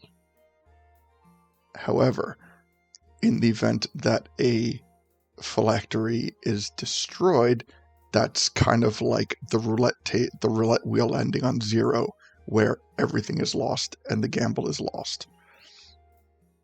So what happens is there's often an intermediary that takes on that responsibility. So as I said earlier, where we're dealing with Ganon tethering these phylacteries in this particular situation, Ganon would be that intermediary. So Ganon is not creating these phylacteries so much as managing them in hopes that he can recoup on that good deed. Now that's like the base phylactery creation, by essentially going to a source for a bargain to create the phylactery. That is the phylactery creation that we've dealt with predominantly in this campaign. That is the phylactery creation that we're dealing with Kiwiko and Saria. That is not the phylactery creation that we are dealing with, or that we dealt with with Rico. Fuck, not Rico. Iturbe, thank you. Bell. Iturbe Bell, thank you.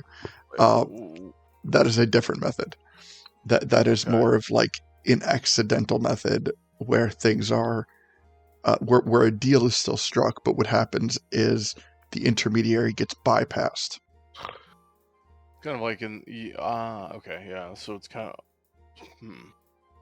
how do I? So wait, if it's if it can bypass the intermediary, and it's still made with this entity, is it just kind of like one of those like last minute things at that point, like it was for say I mean, I guess in this case it would be a Rico, or it's like how he made that bargain with Bell in the first place.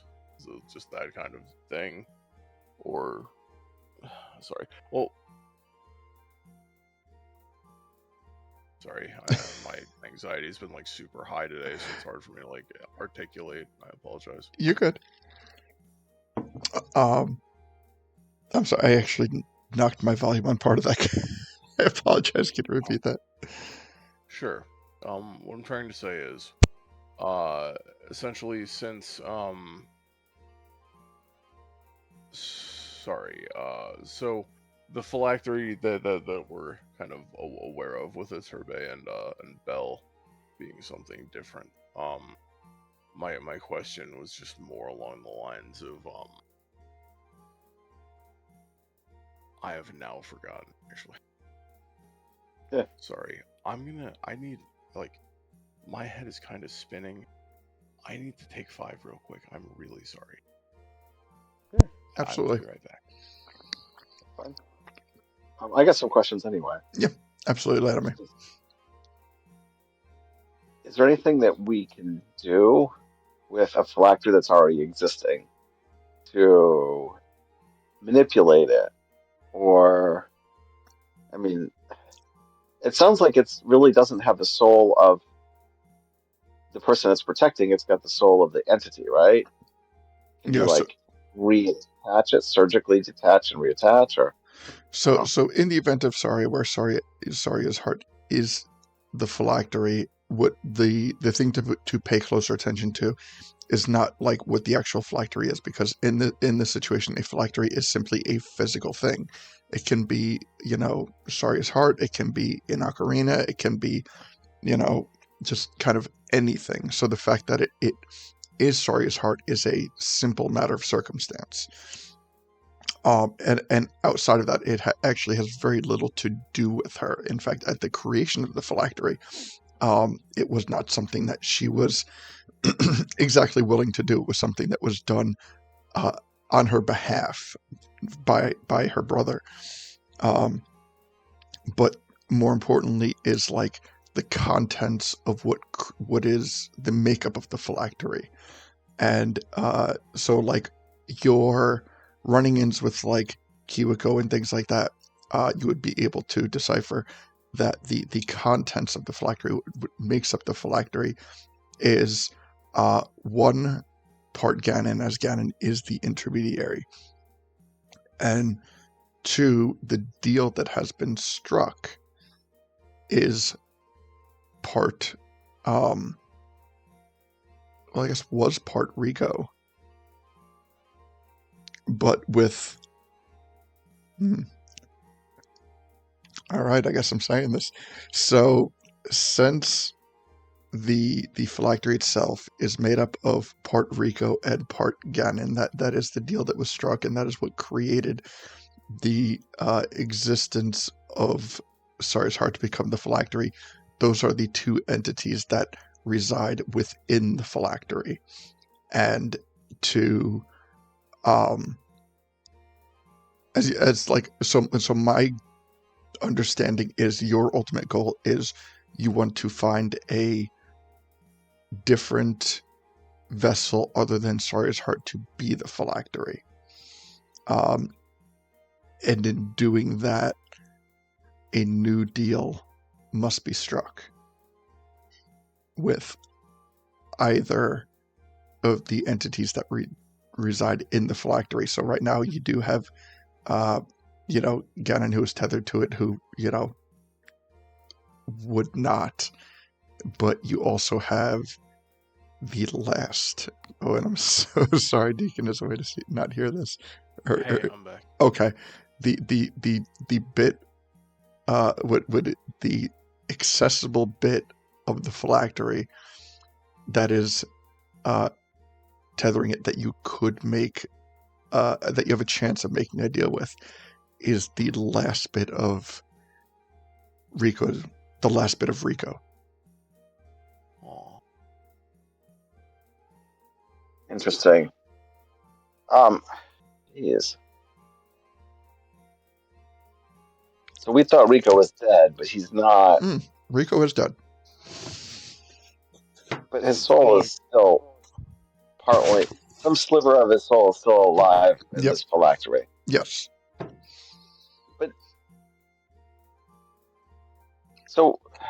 But Rico isn't powerful in that way, right? No, but he was the one who struck the bargain. So you have the celestial energy that bestows the creation of making something a phylactery. You have the intermediary who puts their self into it as a personal bargain to the celestial entity, and then you have the person who wanted the phylactery created, which in this case is Rico. So it is Rico and Ganon that reside within the phylactery. Oh, but the celestial entity that gave them the power to sort of put themselves into the phylactery, right?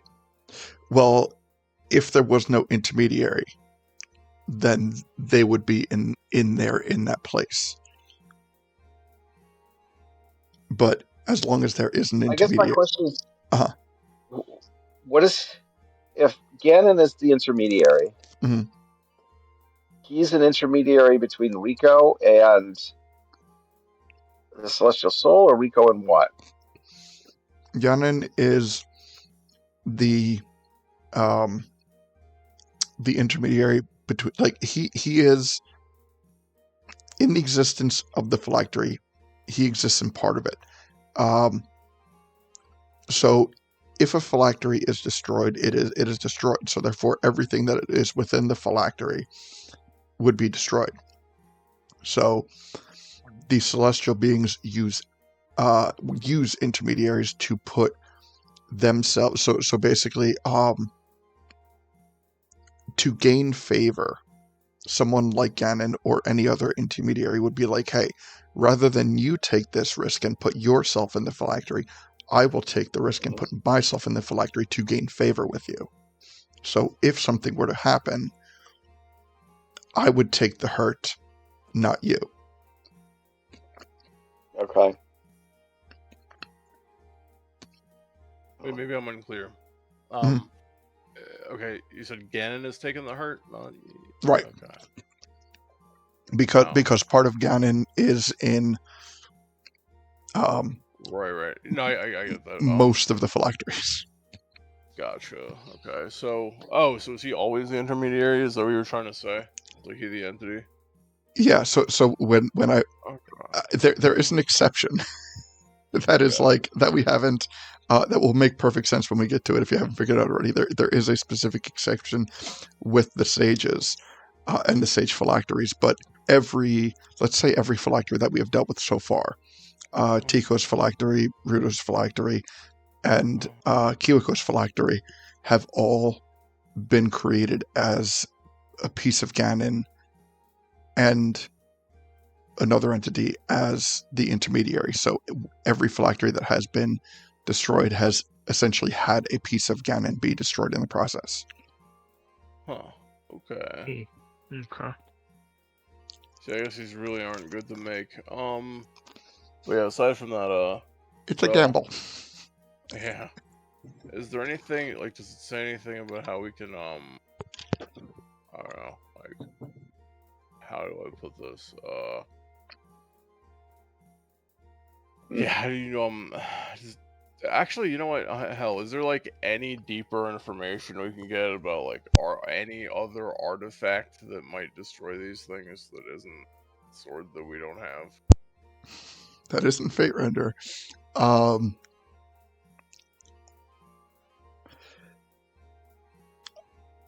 In further explanation, what it states is that it reiterates that something that is more powerful than the phylactery can only destroy the phylactery. So, you have come to some inaccurate conclusions thus far about Fate Render, and in this book, it is able to come to light that Fate Render is not the Sword of Ganon. Oh. Who is it? It is something that, by default and explanation, is something that is more powerful than Ganon. Interesting. Oh. Well, let's go in a demiplane. Fuck this shit. You're going to space. They Chuck should it let to me the teleport abyss. it into the sun 10 years ago.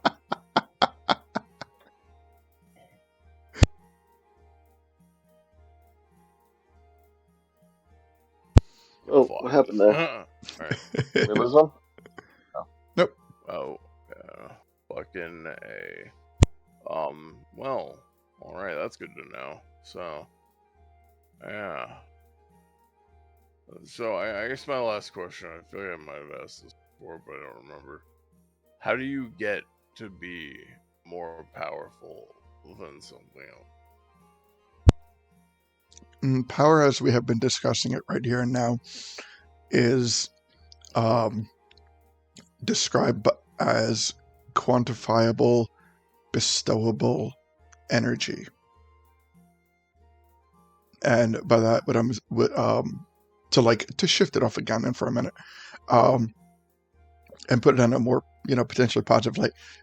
Take Zelda for example. Zelda has the capabilities and the capacity to act in the way that she does, not because she is an incarnation of Hylia, but because she has Hylia's energy bestowed upon her. And likewise, whatever that accumulation of power is, theoretically, Zelda would then have the ability to bestow it on people, which or other entities that would make them have of a lesser quantifiable energy than she has. So in that sense, that is how power is basically trickle down economics. Everything comes from a source and is bestowed onto someone or something. Gully as a fire sage, for example. The ability of being a sage is bestowed upon you. Huh. See, I wonder if we can try to rewrite the script. And I'm only saying this because I'm a wizard with 20 intelligence. But maybe instead of making a pact with a more powerful entity, we could try to do something like a pact with a large number of less powerful entities. all of whom are good-hearted individuals. Like, we could channel power of love to make a new, better phylactery. One phylactery to rule them all, perhaps. I don't think the issue is the powerful entity. I think it's the intermediary. And if I'm understanding correctly, Ganon is inserting himself as an intermediary for all phylacteries being made, right? Or is that just Nah, I mean, no? he's just Not, like the realtor on the block that everyone knows, right? I mean, Every I'm sorry. outside of a turbo-based situation, every phylactery that we have come across has had the insertion of Ganon into it as as the intermediary for the more powerful being. So wait, does this mean Ganon's just like giving away his soul? It means he's gambling with it. Huh. I mean, if we could find someone that was willing to help us make phylacteries, we could just like, and if we made one and Ganon just like popped into it, sort of like a freeloader. I mean, I called him a realtor, but maybe he's not that. Maybe he's just a squatter, and he just finds properties and squats there, and then like tries to take a cut of the sale price if they sell or something. I don't know. Yeah, he's like one of those people who's like a professional squatter, where he like goes there and spends like $20 tidying up the place and says that he owns it 'cause he's been in there for 10 years. But like, could we make phylacteries or something like that and like draw little bits of power away from him? Every item that we made could like suck some power away from him if he's always inserting himself into these phylacteries that are getting created. I actually think the phylacteries are potentially making him stronger because it's tethering him to more places. Yeah, I think Ellie's right on this one. I think it's just a bad idea. Well, no, but I was thinking we like make one and we get some of his soul and then we destroy it. We make another. Probably not a, I don't know, economically feasible plan, but I mean, I definitely get I what see you're what you're saying. saying. Yeah, Death with I a see what you're thousand saying. cuts and stuff. It makes plenty of logical sense. I guess the only unfortunate part is that I can only imagine you'd be destroying little bits of your soul in the process too.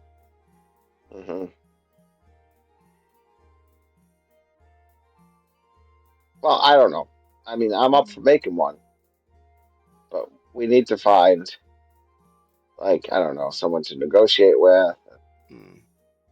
Well, To like, sure we don't have Ganon in there. Definitely. Well, if I'm honest, it's really not like, how to put this. Personally, not looking to make one if it's gonna deal with Ganon, but yeah, I don't know. I was more concerned with like how we can potentially like get rid of it and stuff. So they're a little harder to break than they are to make almost, which is kind of funny. Oh, they're very easy to break. What? I wish. Anyway. Yeah. From there,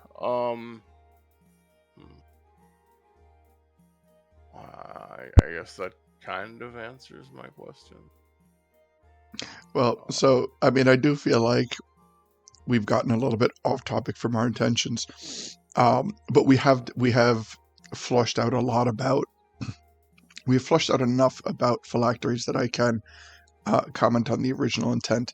And ultimately the goal is, in order to redirect the phylactery off of Saria's heart, you must find something new. And again, this can be anything physical that has strong emotional bonds tied to it, but also taking it off of Saria, you would have to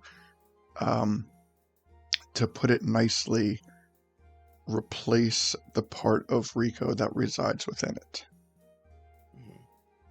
Now, the existence of these beings inside the phylacteries, these are not cognitive pieces. It's almost as if like you have a jar and somebody cuts off part of your finger and puts it in the jar, like, and then they start poking that finger. You're not going to feel that. That's not, you can't communicate with that piece once it's severed from you. It is severed from you.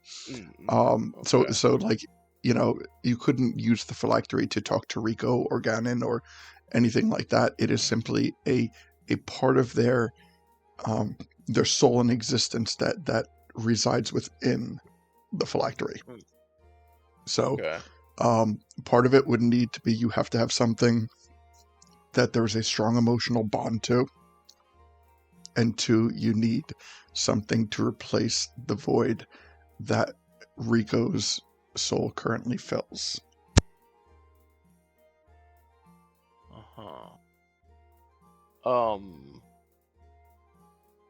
Okay.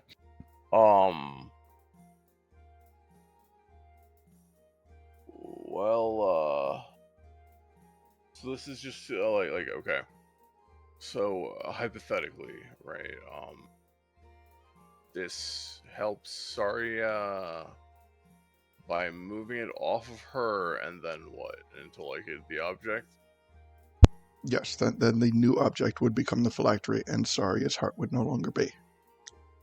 Okay. It would continue to exist and be unaffected by anything that happens once it is removed. Okay. And this is does this mean that like Saria and myself as a hypothetical accessory to the situation would then have to be making a pact with Ganon in the process of moving it over, or is that only to make it in the first place? I mean, the pact is already made. Right, but I'm asking if I have to make like anything. Like, do I have to go talk to Ganon and get this done? No. This is like we've seen in like every cheesy possession movie ever made, where it's like, take me instead of them. Essentially, that's what it would be. Like you would. Saria, at this point, Saria might even have absolutely no recollection that her heart is a phylactery, and I would say at this point, she, just for like continuity, I would say that she still, as far as has still not regained consciousness. Thank you. Yeah, so I appreciate it. Yeah, so she might have no idea that her heart is a phylactery. So therefore, as long as everything is done smoothly without resistance, then from her perspective, it's almost as if that aspect never existed. Okay. Alright, fuck him. So, if I were to, okay, this is the most important and kind of almost horrible question I've ever had to ask. So in the process of moving it, is there any way I could potentially sabotage this and just destroy it?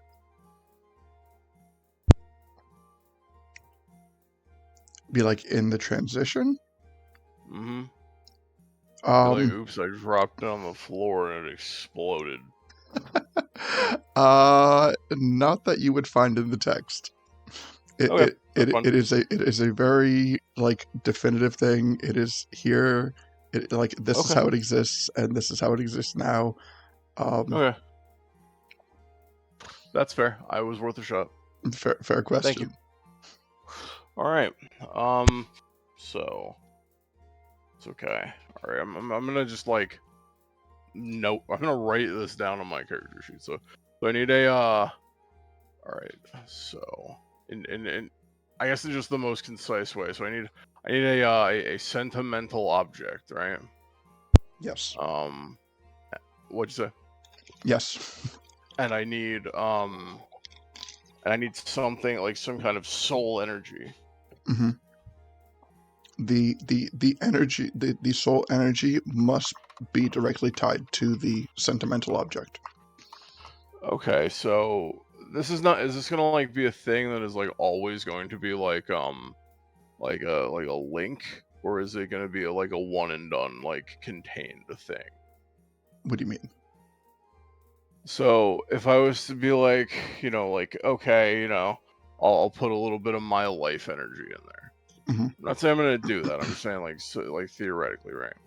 Does that mean I am now permanently linked to them, to where they have something on me, or is that piece just like cut and gone, like a hair, like a, is it like? Do you get what I mean? So like,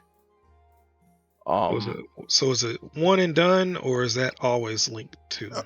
Okay. yeah. Is it one and done, or is this a damage over time thing?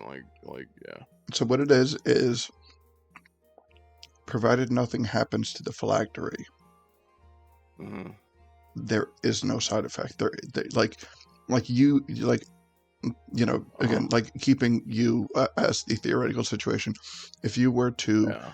be part of the phylactery, although both you and Ganon would be tethered to that, although you and Ganon would be comprised of that phylactery, you would have no direct connection to him, and Okay. you would suffer no adverse reactions unless the phylactery is destroyed. What would happen if it got destroyed? You take damage. You would take a hefty permanent debuff, putting it nicely, for essentially like losing part of like your soul. Okay, that's good to know. I'm not saying I'm going to do this. I'm just curious, like, what the logistics are. So if I'm like asking an NPC to do it, whatever. Yeah, this would not be an XP situation. Right. This would be NPC. I said. Okay. Like if I was gonna ask anyone to do this, I want to at least know what it's gonna cost them. Okay. Provided that the phylactery stays intact, that there is theoretically no cost.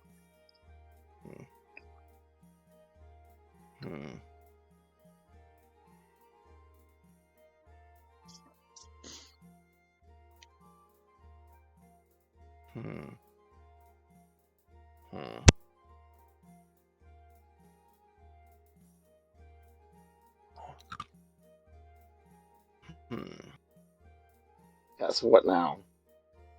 Kelly, you got any ideas also? Yeah. Don't use part of yourself in the phylactery, Deacon. I will not, but thank you. I will definitely not do that.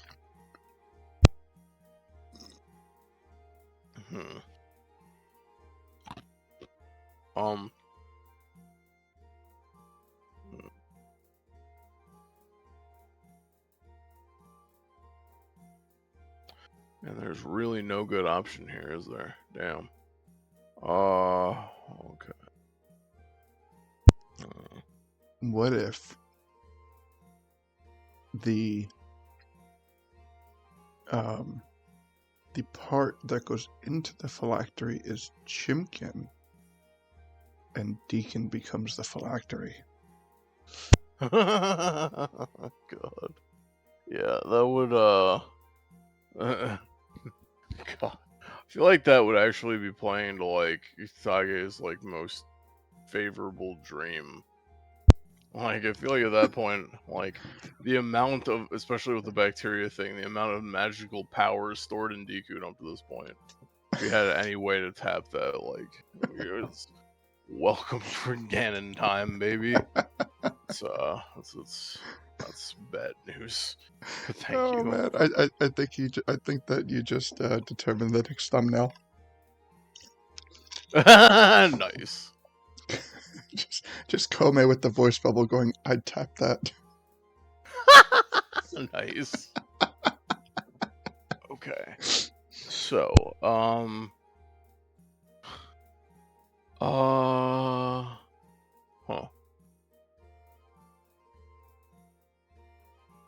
So, I don't even know what else that could be that would like have a soul. Let me think. I feel like personally, I'm not putting the pieces together well enough to know like what's gonna work or not. Yeah, I guess I'm in a similar boat, man. I'm kind of like lost with some of this. Yeah, Like, I guess we're we're all not in as the smart same as our boat then. characters. What'd you say, Stephen? We're not as smart as our characters. Well, I shouldn't say that. I'm not as smart as Stuffin. Let me just put it that way. I am definitely as smart as Deku. He has a foreign intelligence. Okay. Huh.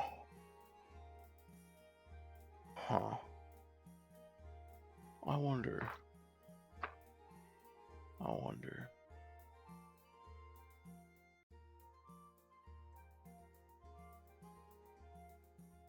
Hey, I'm gonna go ask Isaac something, if you guys don't mind. I'll just wait here.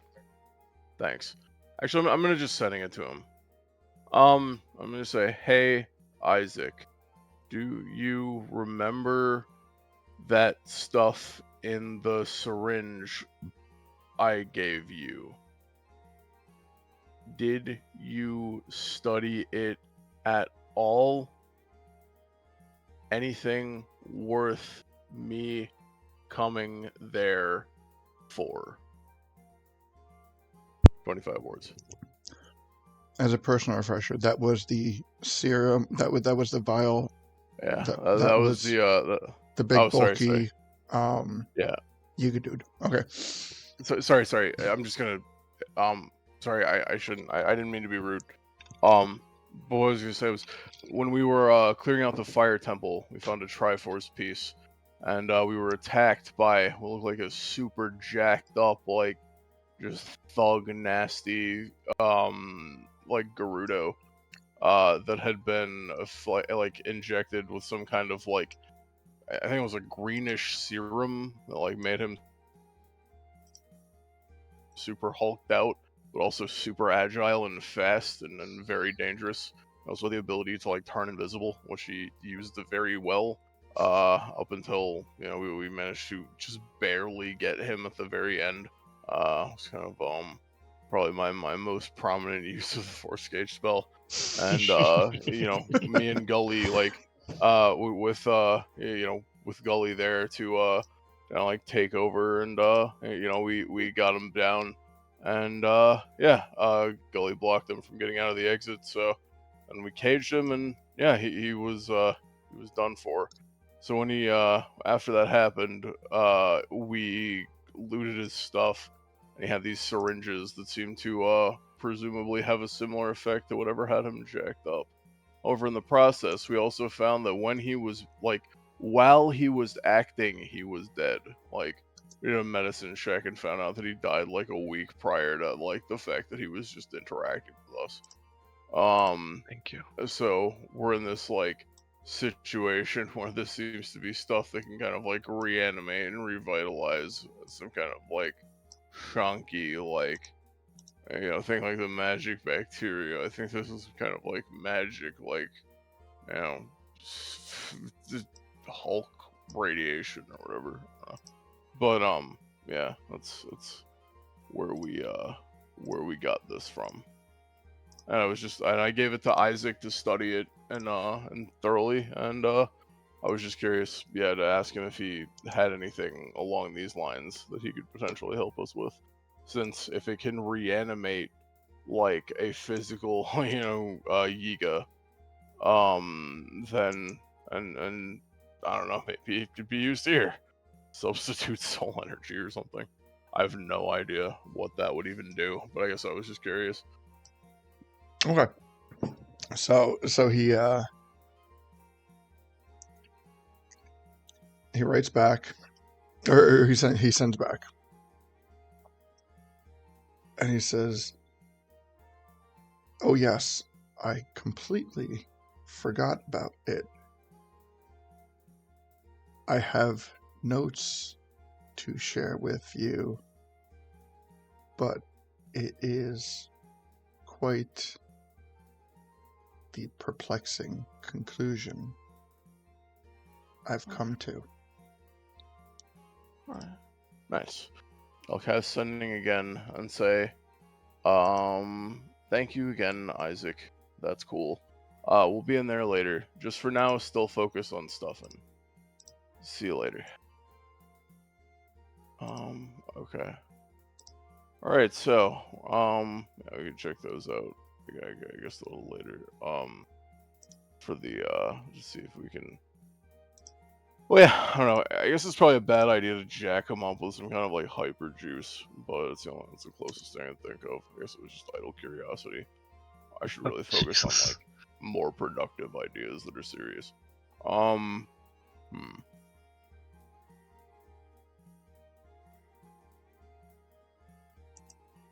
Huh.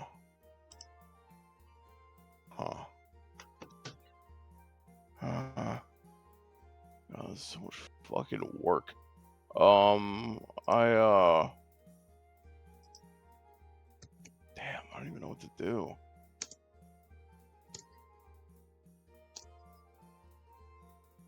Like, in a roundabout kind of way. This is why I wanted to go to the witch in the first place. Was essentially because we were in this exact situation. I just wanted to know how I could, like, get the life energy to you know, fix the situation. But, I just have nothing, it feels like I don't have much to work with. It's all, like, not a good idea. Might just be a losing battle, I guess. I don't know. Do you guys have any thoughts on that? Like, what do you guys think we should do? Like, I don't want to. I don't know. It's, you know, I don't really want to take anybody's soul, especially not anybody that we know, because like, I mean, the blunt reality is like, eventually, you know, I would probably be happily willing to take the phylactery out and stuff, because like, it's fucking Katagi. She's gotta go eventually. Like, it's just how it's gonna be. So I don't have like a reason to be like trying to, you know, exactly keep her alive and redeem her. I just really just want the phylactery to be something else before we kill her. Like, that's kind of where I'm at right now. So I like, because like, she's super evil. There's no chance of redeeming her based on, you know, what we've interacted with the witch. Because I doubt she would just be so secretive if the answer was yes. So like, but it's just like, yeah, I don't know. What do you guys think? Like, genuinely and honestly, we've been dealing with this for a while, and it's I would just like to get to the end of it, I think.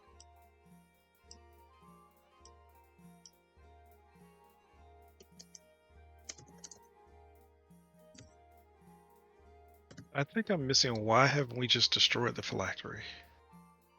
It's Saria's heart, so we have to kill Saria Okay, to destroy okay. the phylactery. Okay, that's it. And it's like, honestly though, I think I'm willing to take that at this point. Like, All right, but so what? We kill her heart, we take it to a cleric, and they regenerate her heart. Problem solved. yeah, it's got to be something like that. Yeah, I'll just you know, I'll have to just like, yeah, I'll take a piece of the corpse and save it for resurrection later.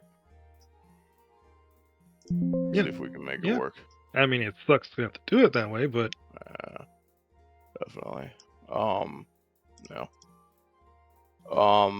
So yeah, I surrender. Yeah. All right. Yeah. So all right. So let's get a long rest going, and go talk to Isaac. yeah. Let's just. What did Puck just posted something? Yeah, It's like a I diagram. posted a phylactery diagram for you guys. I have dark mode, so I can't really. Yeah, I have the same issue. It's like okay. Oh, what is it? Hold on. You know what? Yeah, that came up dark. So, Let me try to make it so it's not like that. just like paint it white and like make it not a PNG. Yeah. Make it like a JPEG. I'll probably fix your issue because JPEGs aren't transparent. Good idea. Thank you. Here, I can do that for you. Give me a sec. It'll be very, very easy.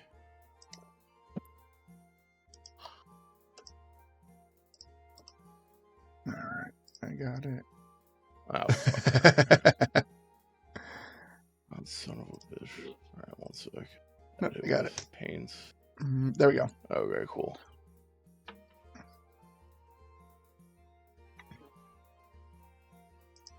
All right. Oh yeah. So the phylactery is the combination of the soul of the intermediary and the soul of the deal maker. Yes, a portion of soul, but yeah. Yeah. So yeah, and the intermediary is Ganon. Wait, what? Does it have to be celestial energy? It doesn't, right? It says celestial energy. I guess it's Yeah. just saying that like the celestial energy like comes from the intermediary and then goes into the thing. Yeah. So the creation of the phylactery is done by a celestial energy, but the celestial energy does not want to put their selves into the phylactery, but it still requires that part of it. So the intermediary puts themselves into the phylactery in exchange for something from the celestial. Sometimes it can be something physical, it can be favor, it can be abilities, whatever the celestial can bestow. It is in their best interest to bestow something onto the intermediary rather than put themselves directly into the phylactery. Because there is risk that comes with being in the phylactery. Yeah. Even at that level. Yeah, I see what you mean. If it gives you the debuff and stuff. So yeah, it's like okay.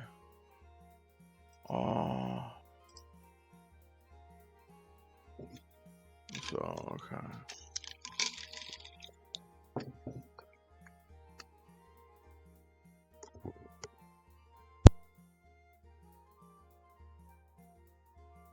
Okay.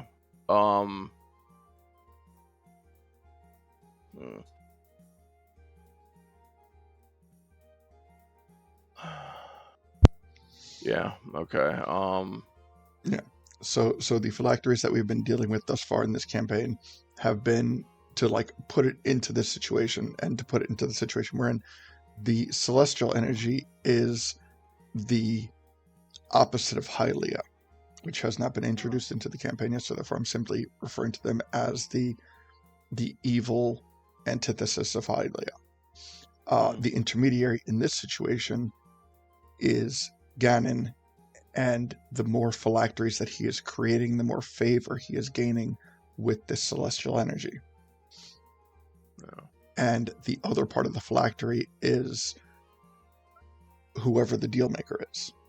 The deal maker, in this, for example, in this particular time, in dealing with the Forest Temple, the deal maker was Rico. So therefore, Rico is part of that phylactery.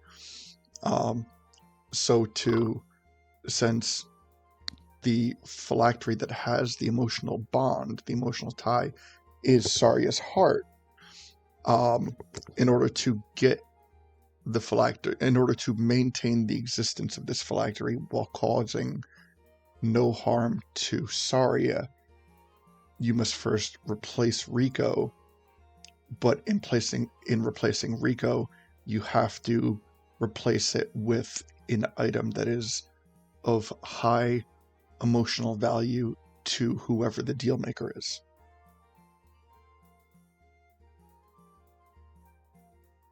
Yeah. So basically, we would need to find like a special item. But I don't really Is there any like indication of like what type of thing can be used to fill the soul portion we need to fill it with? It depends on who you switch the deal maker to. Because it is directly from them. Gotcha.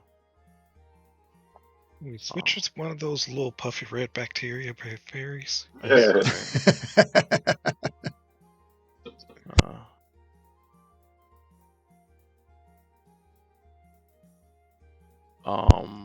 I mean, it's not something that you need to execute in this particular situation. It's not something that you need to do in any definitive situation.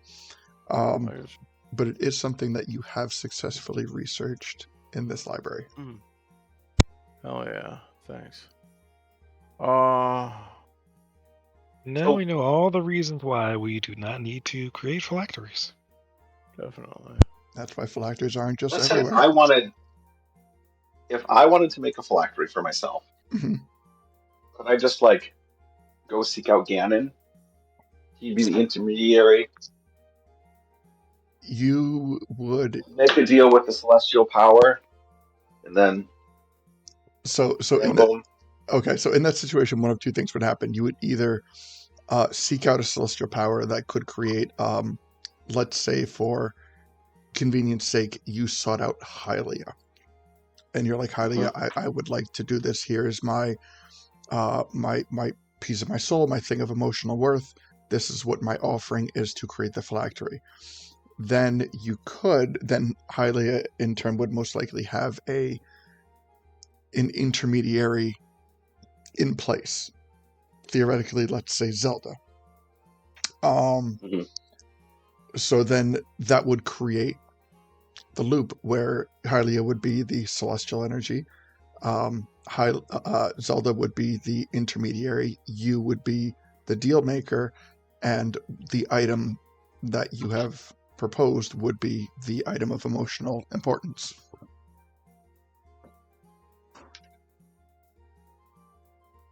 So if Ganon is the intermediary in all these, it's because he's cozying up to the powers that all these evil people are contacting, right? Like, Yes. he's found a way to be a broker for Mm-hmm. all the evil 100%. Yes, because so the base story of this campaign is preventing Ganon's revival. So in Ganon trying to revive, he is not, like if he was capable of simply reviving himself, then he would be capable of not dying in the first place from an argumentative point of view. So throughout this whole process, Ganon has been seeking favor with a higher authority that could revive him. And this is what he's doing. He's putting himself into these phylacteries and taking the gamble on the behalf of the celestial energy to gain enough favor to get him revived. Okay. But the phylactery contains part intermediary Ganon, right? Right. But it also contains part of the, what was the term I'm forgetting? I want to say mediator, but that's probably the wrong one. Deal maker. Deal maker. Mm-hmm. The deal maker is the one who's presumably like part of the deal is that if they die, they get their body revived, right? That's what the phylactery does. Well, the deal maker in these situations often makes the deal on behalf of somebody. So, for example, in the Forest Temple, Rico was the deal maker, and he made it for purposes of protecting Saria.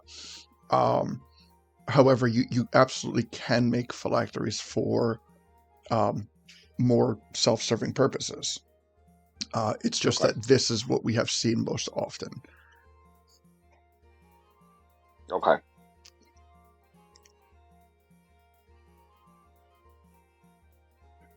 Is there a phylactery factory someplace we could go visit? Break in?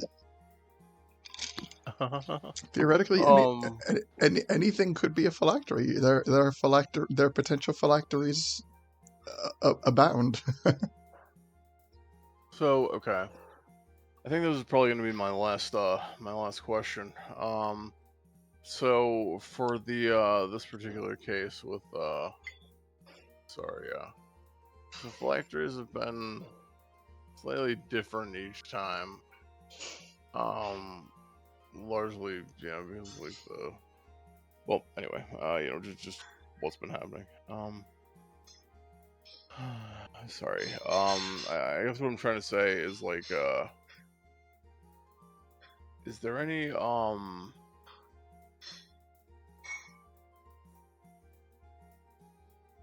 if we just march back in there and we just kill, Kiwiko and Katagi and all that, and just, so there, like, how long are they gonna be out for?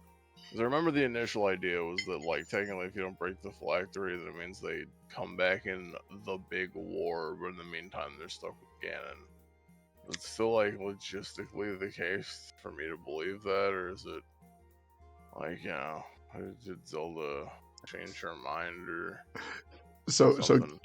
given information that is currently present with this specific situation, the unique thing about Kiwiko is not only does she, or it, I'm sorry, not only is it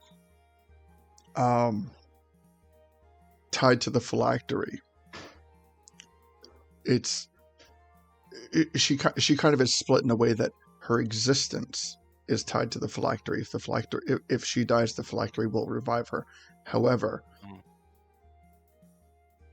as a creature of this specific type,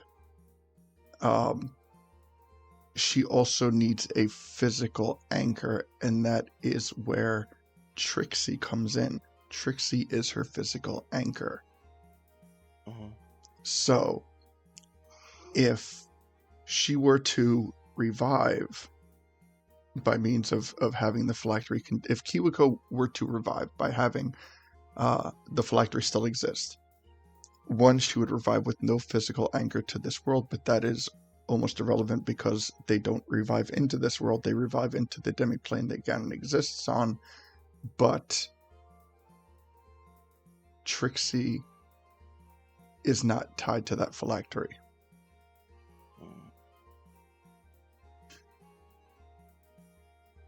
And I will word it that way. like with many things tonight, I'm trying to not be incredibly cryptic, but in this particular situation, I will say that I have to word it to say Trixie is not tied to the phylactery of Saria's heart. Yeah, so Trixie will die. Or cease to exist. Okay. So, my question is, at what point does this kill Saria then? When did they revive, or, like, how does that gonna work? Well, by destroying the phylactery, you destroy her heart without a physical heart. We don't even have Fate Render to destroy it with. That's what I'm trying to say. Is like there's no way for us to do that. So I'm saying, like, when we kill her without destroying the phylactery, because we have nothing that can do that. Like, when she revives, is she going to revive like at Saria's heart, or is it she responding to the demiplane? So Saria will essentially be on like a time limit to live until like Ganon's invasion or something. Hypothetically, like, is that? I don't understand like how that's gonna work. Well, in Saria's physical body, her heart is simply her heart. Just like anyone else, you need a heart to survive. Yes. However, in terms of, in one respect, I guess you could say she's at an advantage because she has a physical heart that is much more difficult to destroy. But from her perspective, it is simply an organ. So, it doesn't, as if to say, like, if something were to happen, if she were to suffer anything else of, like, a fatal blow, if somebody were to, like, run her through or chop her head off or whatever, like, she would still die. The heart would continue to exist because the heart needs a very specific thing to destroy it, but it would exist as an object, not necessarily a functioning object. That was actually kind of like almost I appreciate the information sincerely, because that is good to know, but I kind of meant the other way around. Like, if I kill Kiwiko, like, when does Saria's heart as a phylactery like get, when does she get alien body mode? Like, is she like, how, like, at what point does Saria die because I killed Kiwiko, and then let her respawn? That would have absolutely no effect on Saria. Saria is simply the Saria by extension, Saria's heart, and by extension Saria are simply the Wait. thing that causes Kiwiko to respawn. So you could So I've been barking up the last tree for the last 3 sessions. I've been barking up the wrong tree. Kinda, but I'm going to kill theoretically, myself. like you could, kill a temple boss, have him respawn, kill him again, have him respawn, kill him again, like, in like a simple way, like the killing of that which is tied to the phylactery has absolutely no bearing on the condition of the phylactery. So killing Kiwiko has no direct negative effect on Saria.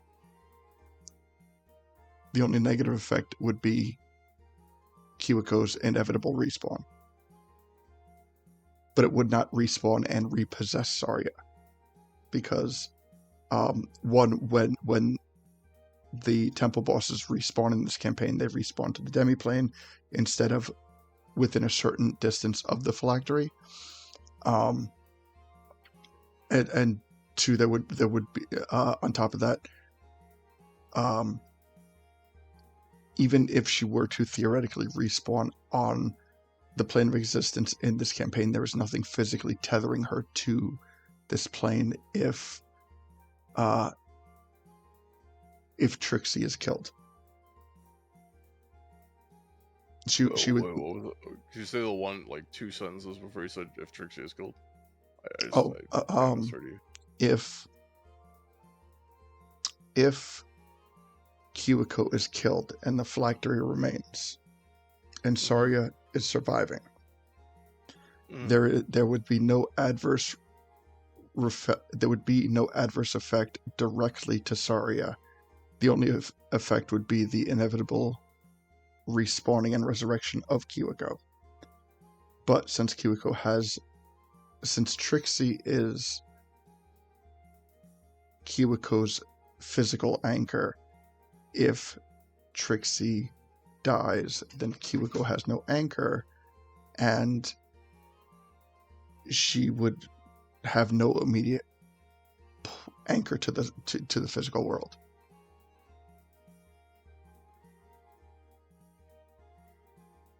So Kiwiko needs like multiple conditions to exist as she exists now.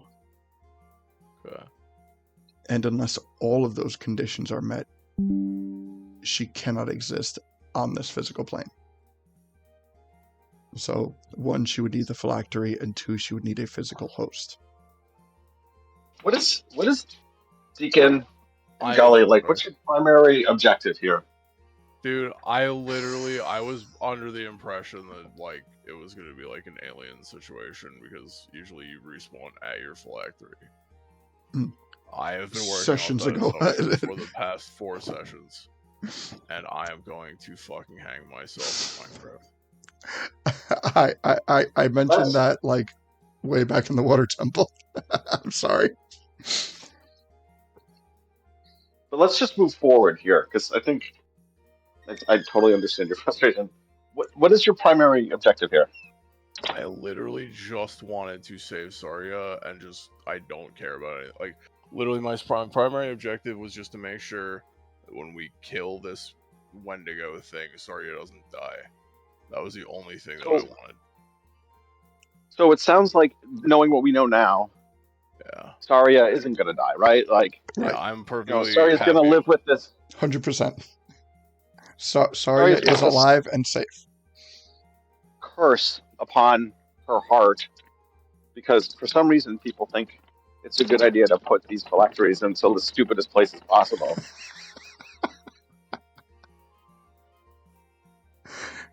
Don't talk about Rico like that. Rico's a fucking idiot. All right, I can say that. All right.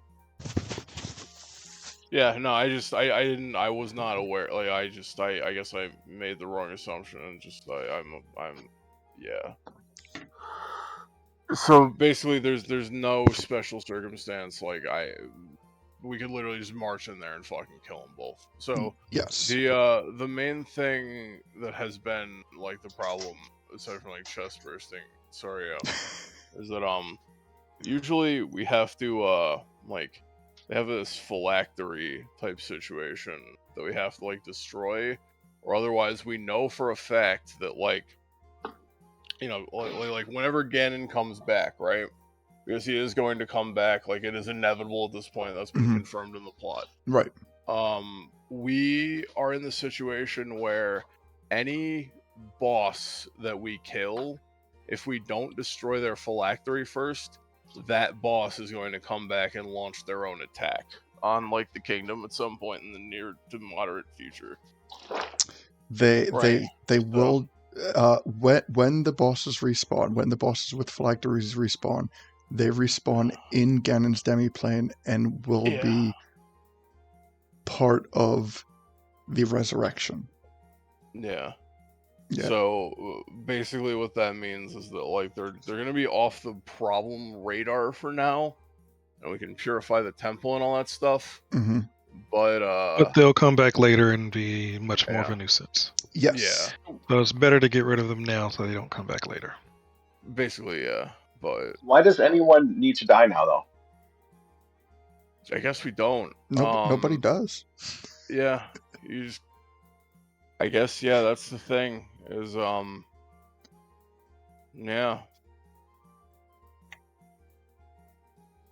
The only yeah. I guess that's true.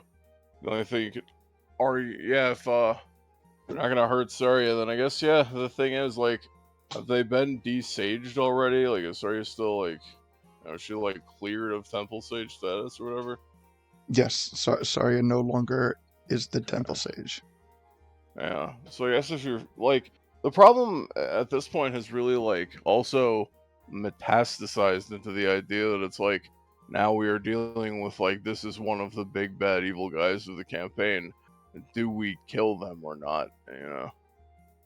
So, Meaning Trixie. okay, Yeah. Yeah. if we okay, I don't know who's got phylacteries or not, other than Katage's got a phylactery.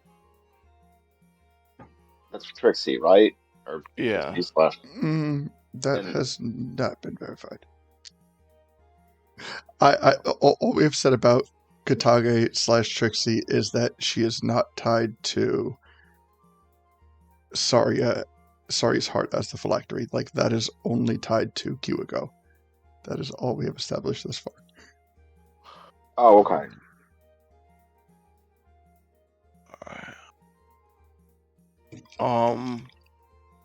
Okay. So there's no point in killing Kiwako at this point, right? Yeah, I don't think so. I like they're just kind of minding their own business at this point. Like, literally, Kiwako we could... wants What? Kiwako wants Katage, right? It's not right. Yeah, they're kind of like they're stuck They made together. that. Like they need each other to really survive. Mhm.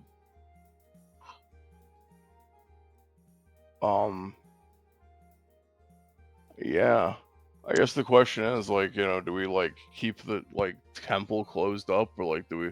Because we need to put a sage in there. So, what do you? I don't know. What do you think? Do Well, we need a literally just- sage in multiple places now, so yeah, True, we just true. keep it closed and keep it moving. What do sages do? Because you're part sage, right, Gully? Mm-hmm.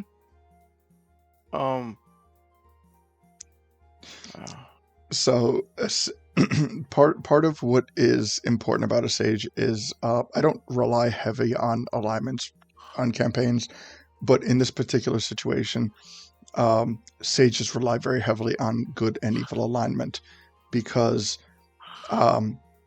whoever controls, whatever good or evil controls the collective or majority, of the temples through sages, has the ability to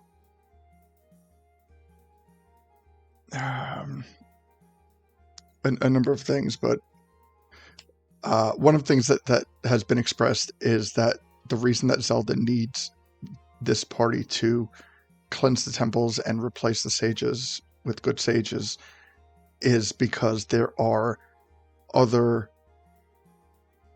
realms in Zelda that if the good aligned sages control the temples, they can prevent other people from carrying over. I'll use like the Twilight Realm as an example.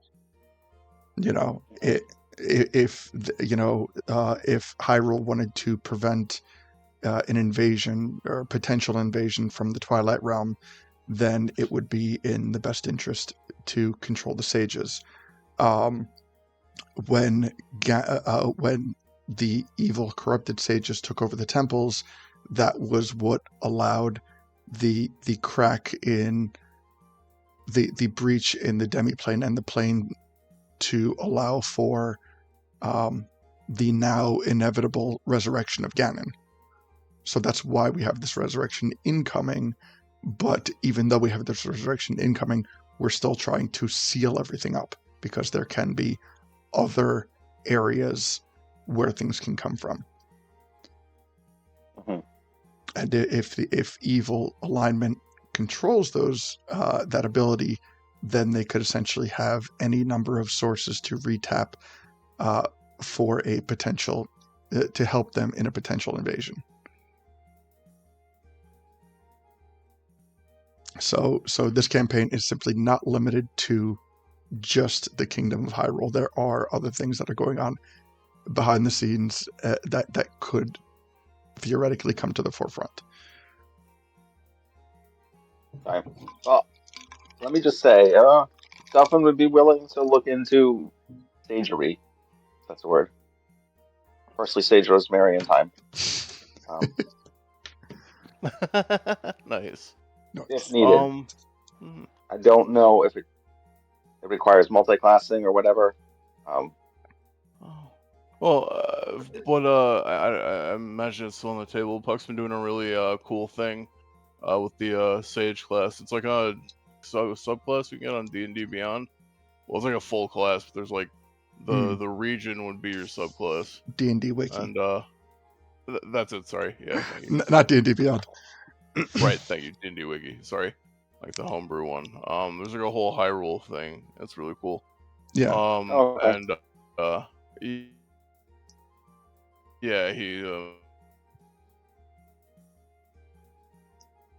Well, Puck, do you still allow the main stat casting? Yeah. So what happens is, if and when you choose to become a sage, the first and foremost important thing is you must embody the goal and intentions of what that particular temple evokes. Like, for example, with the fire temple, it has to do with raw power combined with the desired protection of those around you, and that results in specific sage abilities, and it's something that like the character needs to embody. So then once you become a sage, first thing you can do is you can completely respec your multi-class. So you can, say, like you said, you're level 18 right now? I can't remember off the top. Okay, so say theoretically you become a sage at level 18. What you can do is you have the ability to revamp your character, you respec the class of your character to incorporate any number of the sage class while still keeping your main core character. So keep an eye on Gully for a second, because Gully has strength as his primary stat. So the way to make the sage class more accessible is whatever your core stat is. It doesn't matter if it's intelligence, wisdom, charisma, strength, dex, whatever. That becomes your spell casting ability. So I always thought that was really cool. I think that's one of your better like quality thank life you. things. I appreciate that. Definitely cool. So yeah, I want players to have the ability to express the dynamic of this potential multi-class in many ways without having to go, oh, well, I want it to be a sage, but my intelligence kind of tanks, like Deacon has a 3, I believe, or something. 4. If it was the 3, I'd be feral. Okay, yeah, thank you. So Deacon has a 4 in intelligence, so he couldn't be like, oh man, I'd really want to be a sage, but my intelligence is 4. It's like, no, being a bard, well, that's charisma, right? Mm. Yeah, Charisma and to a certain extent dexterity. right. So so rather than running his sage abilities off of intelligence, he would run it off of dexterity or charisma, Hell based on his primary class. So that's kind of how sages work. But to simply like willy-nilly pick a temple, be like, yeah, I think I'd be a good water temple. Like, there needs to be a certain degree of understanding of what is important about that temple and what that temple means to those people around it, and who kind of hold it in the level of prestige that it is. Very interesting. Okay, I'm definitely want to look this up more. yeah. Okay.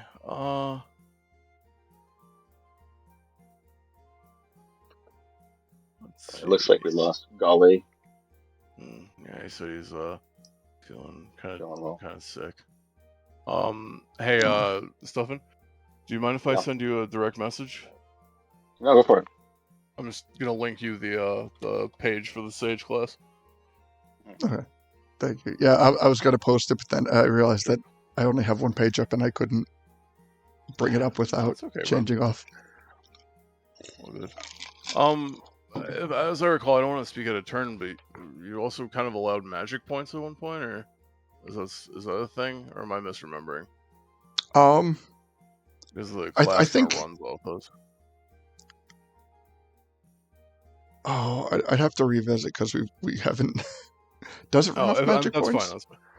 Yeah, on the wiki page it does. So okay. You can also run off spell slots and work exactly the same because it's like normal casting. But yeah. Honestly, because as a general rule, and there have been characters that have kind of like come and gone over the course of the campaign, where some players are just more comfortable using magic points rather than spell slots. So in situations like that, if you are a spellcasting class, I would simply ask that you stick to one over the other. If you want to convert, if you want to use spell slots, then simply take the sage abilities with the magic points and convert them to, spell slots and things like that. But honestly, either way is fine. Just it's a matter of how comfortable the player is utilizing that specific character. Nice. Yeah, I always wanted to try spell points, but on a specific type of character build it would need to be. Yeah, sorcerer. I'm curious about it too because I'm not crazy on the way spell slots work in general for D&D. Yeah, I feel it's kind of shitty. Yeah, it was cool back in the day, but I don't know. It's like I think the concept was a little interesting. But it was cooler when you needed to prepare the specific spell back in fucking second edition and shit. Yeah, that made more sense than how it works now. Yeah, I feel like role playing as a general community. This is quickly turning into a chat session, but we'll go with it. Sorry. No, we're good. So I think role playing as a community has kind of established their things, magic points or MP or mana points, whatever, being one of the staples. And in a way, I feel like D&D sticking with spell slots is, kind of like the people who, for example, drive a stick shift car and think that they're superior because they know how to drive a stick and other people don't. It's like, this is my thing. Yeah, definitely. Definitely. I love a manual transmission, but I'm not one of those people. But yeah, I do feel that it is kind of like an elitist attitude, and I feel that. Yeah. So See, yeah, go. I think spell points are a really cool system, but admittedly, it means that like even at level 20, where you normally get like the additional 6th and 7th level spell slots to use, Mhm. you get like 2 of those by the time you're level 20. You don't get that with the spell slot mechanic, with the spell point mechanic, and according to the book, because you specifically can cast 1 spell of 6th level or higher, like per day. Like obviously you can cast 1 6, 1 7, and so on. Yeah, but However, then yeah. you think of that as like an ability. Like, I mean, yeah, no, I'm yeah. sorry. You know, I've played a warlock up to 20th level, Mhm. and they don't exactly have spell points, but it's very similar if you just convert Yeah, to sorcery points. Yeah. And yeah. I liked it. Like, Well, it seems I fun. think the main concern people have is like, especially certain overpowered spells you can just cast from here to high heaven. True. Like, you know, Yeah, you can cast shield on every single round forever with no that is problem at high true. level. That is true. Yeah. Mm. Yeah. But you know what? But I think that has more to do with shield as being an overpowered spell. True. Yeah, True. and I think that responsibility falls on Blizzard. Not that's a different problem. That problem falls on Wizards Yeah. for designing the system the way that they did. Wizards of the Coast, not sorcerers Well, of the Coast. Yeah. at level 18, you can get that ability to basically do that at will anyway. Yeah. Yeah.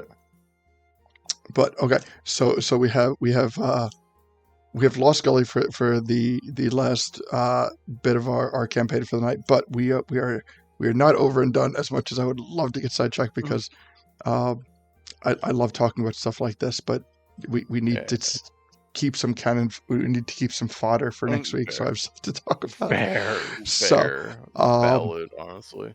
Okay. All right. Let's see. You know what? yeah. Let's run it to the long rest. Okay. Okay. Well, man, I kind of wanted to. I feel like that's only gonna be like 5 minutes. Well, I mean, we usually cut around like 9:30 anyway. So That's true. That's not really what I meant. Sorry, I wasn't trying to like stretch it for time. I was just like, I was just kind of. I'm sorry, I didn't mean it to come out that way. I was just like thinking. I was like, you know, like what else is? Yeah. Let's pad this to all hell. I'm sorry.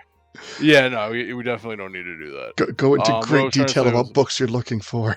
Exactly. No, I was really the only thing that I have left is what I was gonna say. Is really like I wanted to talk with Stuffin about like whether we think we should let them free or leave them in there or something. That is important. Kind of like we kind of have to either be like, all right, go out into the world and do whatever it is that you're gonna do, or else we oh hey,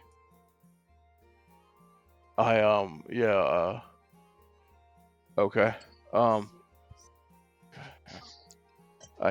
I'll be right back, guys. I'm sorry. Okay. All right. Spotlight on Stuffin.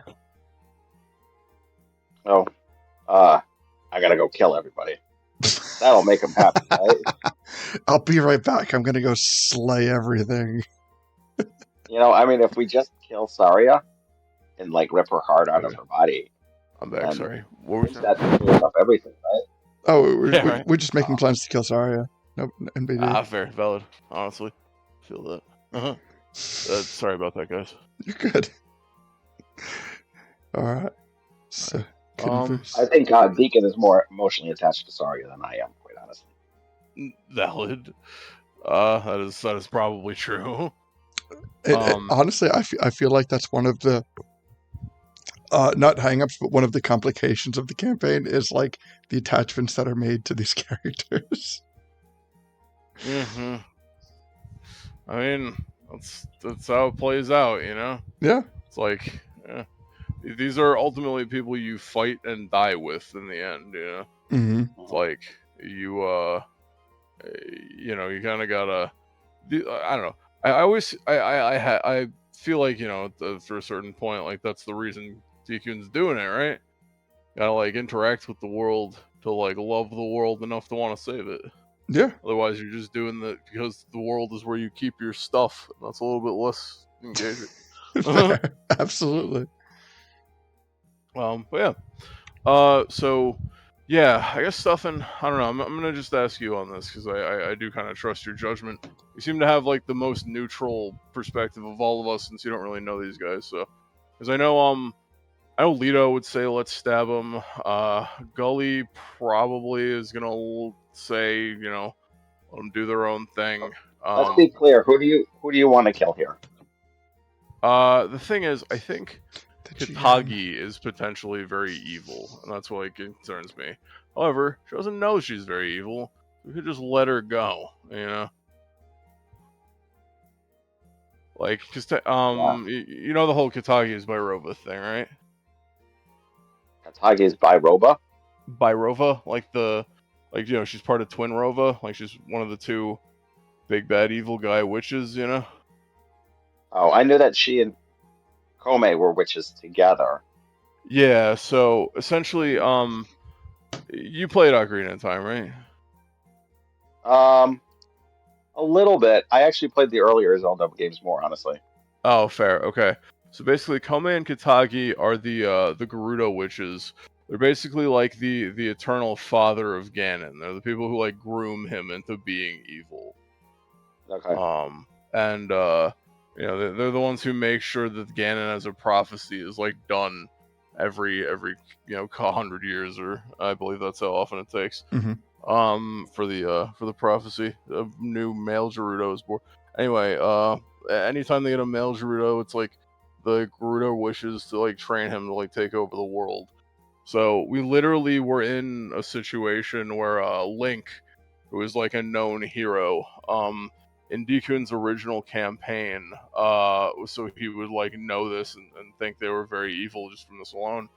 Um, what kind of happened is that Link was born and he was out, playing in Hyrule Castle Town, and there was essentially this incident with Zelda and the King of Hyrule, Zelda's father, whatever his name is, the King of Hyrule, who's dead now.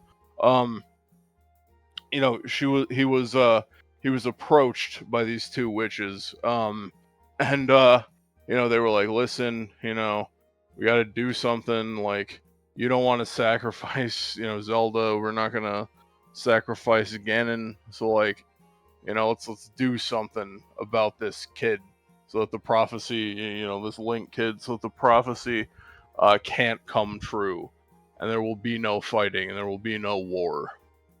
So he was like, "Yeah, all right," and because he's a fucking idiot, and he told them where Link was, and they went and essentially kidnapped him and put him in a cell in the basement of the Gerudo Fortress for his entire life, and basically like starved him, like all kinds of horrible torture shit for his entire life, because they didn't want to actually kill and get rid of him. They just wanted Ganon to win. They wanted the prophecy to happen. Yeah, they wanted the prophecy to happen. They just wanted to be on the winning side of it. So they did all that horrible, horrible shit to like a child and like also the world, but like just even on a personal level.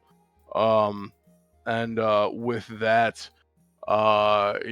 being what it is, they sorry, they are very, very evil. Like it's just one of the things that they've done, along with the suits of armor thing that I was talking about earlier. She is like genuinely, like, I'm not joking when I say that Kome and Katage are two of the, and they're like right up there with Ganon and being like the three most evil characters that like we know of. Okay. Um, So can you walk me through a little bit more because I do get sure. my mind in angles sometimes. No, it's okay. So we have Kome and Katage, the Witch Oh, Sisters. What? Hmm. Is yeah. that right? Yep. So, Kome and Katage. so so those are the two bad guys. Basically, what happened in the is that Kome betrayed Katagi and like Yep, took I her got that. powers. Yeah. So Katagi is specifically the one without her name. Kome is off there being high on the hog, living powerful or whatever, wherever she is. She's out of the picture entirely. We don't know where she is. We don't know what she's doing, etc. Katagi And is. Oh, sorry. Yeah, go ahead. You're doing great. Katagi is like the mortal anchor to Kiwiko. They're kind of bound, but Katagi lost her memories and stuff because she got lost in the Lost Woods. Somehow her, after a deal from the witch that Kome made, like the Faka witch, the creepy one, Andy Belfer and stuff that does the pact magic. She was the one who just kind of she took a deal with Kome, and they basically betrayed Katagi, lured her to the Lost Woods. They took away her power, and then she became a Skull Kid. She got into cannibalism, and because she's a Skull Kid, the way that it works is that you lose your memories and stuff. Like you do not get to you don't know who you are anymore. You're just a Skull Kid. You got lost in the Lost Woods. So with that, after that happened to her, she got approached by the hunger spirit because she like wanted to stay alive, and she was kind of they made the pact that they kind of like joined forces because she turned to cannibalism, and then so now it's still unclear as like now basically they came here and they were gonna like, I believe the gist of it was that they were gonna like kill and eat Saria, but because she has a lot of like sage energy, but they didn't because Rico intervened and essentially said that like all right, like how to put it, she Rico was like just didn't let it happen because Saria Rico is the character who is inside the walls. He's Saria's sister. Saria is his sister. He's Saria's brother. He's dead now, and yeah. With that, Mostly dead. mostly dead. But yeah, We do have some of his spirit in the that's phylactery. That's true. Okay, I'll remember that. I guess the thing that confuses me is like how did Kiwiko and Katagi get like bound into the same body, and what's Kiwiko's backstory? Because that's the part that I'm missing. I'm gonna level with you. I don't really know. I don't really know. We just know that Kiwiko is like some kind of like magical hunger spirit of some persuasion. The only thing that I understand is that she kind of comes from this area like outside deep into the Lost Woods. Like there's an area that's walled off around the Great Deku Tree, and beyond that wall, like horrible eldritch shit is in wake. And she's a spirit from beyond the wall. But that's about the extent of what we know. I think like I mean you probably get the gist of it, but like the Game of Thrones wall is what I imagine the inspiration was. And somehow amongst other Kiwiko things. got a phylactery into somehow Kiwiko made a deal with not a deal, but some sort of negotiation with Rico. Yeah, I don't really understand. Sorry. Yeah. That's admittedly the part that I don't really understand. I don't know how Saria's heart became a phylactery when they're kind of like unrelated to each other. Because yeah, like it was something. It was what was most important to Rico. So even though like in terms of autonomy, gotcha. even though like Saria's heart belongs to Saria, it's part of her physical being. It was what was most important to Rico. That makes sense. Yeah, Rico was so apparently Rico was the one who was like responsible for turning Saria into a sage. Like, I guess I just don't understand why he did that then. Like, so I guess he must have been trying to protect his sister, right? So he agreed. He made a deal with Kiwiko to help Kiwiko in some way make a phylactery that could protect Kiwiko, but in the process also protect Saria or something like that. But Saria's heart became phylactery. Yeah, I don't really understand this part, to be honest. I genuinely. Okay. So what's going on is it's a number of isolated things that are like merging at a point in time. So what we have is, honestly, kind of like I've been listening, but ask me those questions again. I'll just kind of like bullet them one at a time. So actually, what I'm going to comment on first is Kiwiko. So Kiwiko is not a both Kiwiko and the common thread between Kiwiko and Trixie is the need to consume, where when Trixie unfortunately turned to cannibalism to survive, and then came to a point where she could no longer live with herself, and she found herself in the Lost Woods, just ready to let everything go. And at her most vulnerable point, that is where Kiwiko came to her and needed her. Kiwiko, as its own entity, is a type of, like, I'm not going to say energy vampire, but her consumption is through energy. So by chance, they ended up in the forest temple, and we will that story is there, but it has yet to be uncovered because it deals with the part of the forest temple that we have not uncovered yet. So I'm not going to comment on how that happened just yet. But Kiwiko, tethered to Trixie's physical body, found her in the forest temple.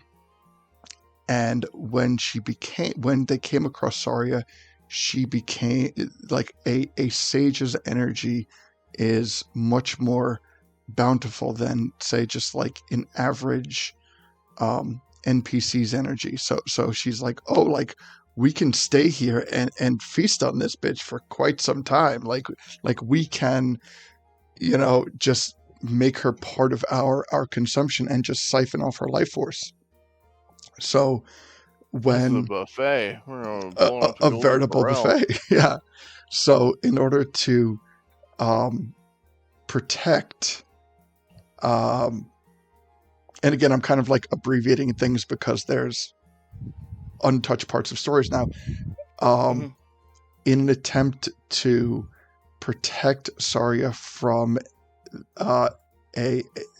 essentially like her completely being siphoned off and dying, Rico made the deal to make, albeit unintentionally, Saria the phylactery, which is, right now we find ourselves in one of the rare conditions of the campaign where we have what is a good aligned person making a pact with an evil aligned person to create this phylactery. Rico made a deal with Ganon and that side to essentially establish this phylactery. But ultimately it prevented Saria from being completely consumed, but enough of her became consumed that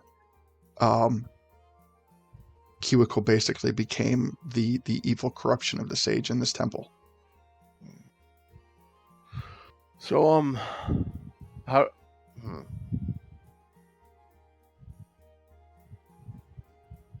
Oh, so I got to go in a minute. Okay, yeah, we're about that point. We should end up like stopping for the night in game time, right? Like we should take a long rest.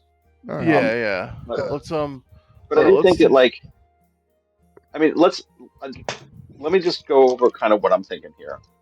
Sure, I'd love to hear it. Number one is, gee whiz, darn it, wouldn't it be to kill Kome, right? But Kome probably has a phylactery someplace of her own. Yeah. And she is going to be super powerful. Yeah. So, Kome, I'm going to say kill her at some point, but we probably need to do some research. I think you're right. She's long term. That's true. Other than that, Katage / Kiwiko,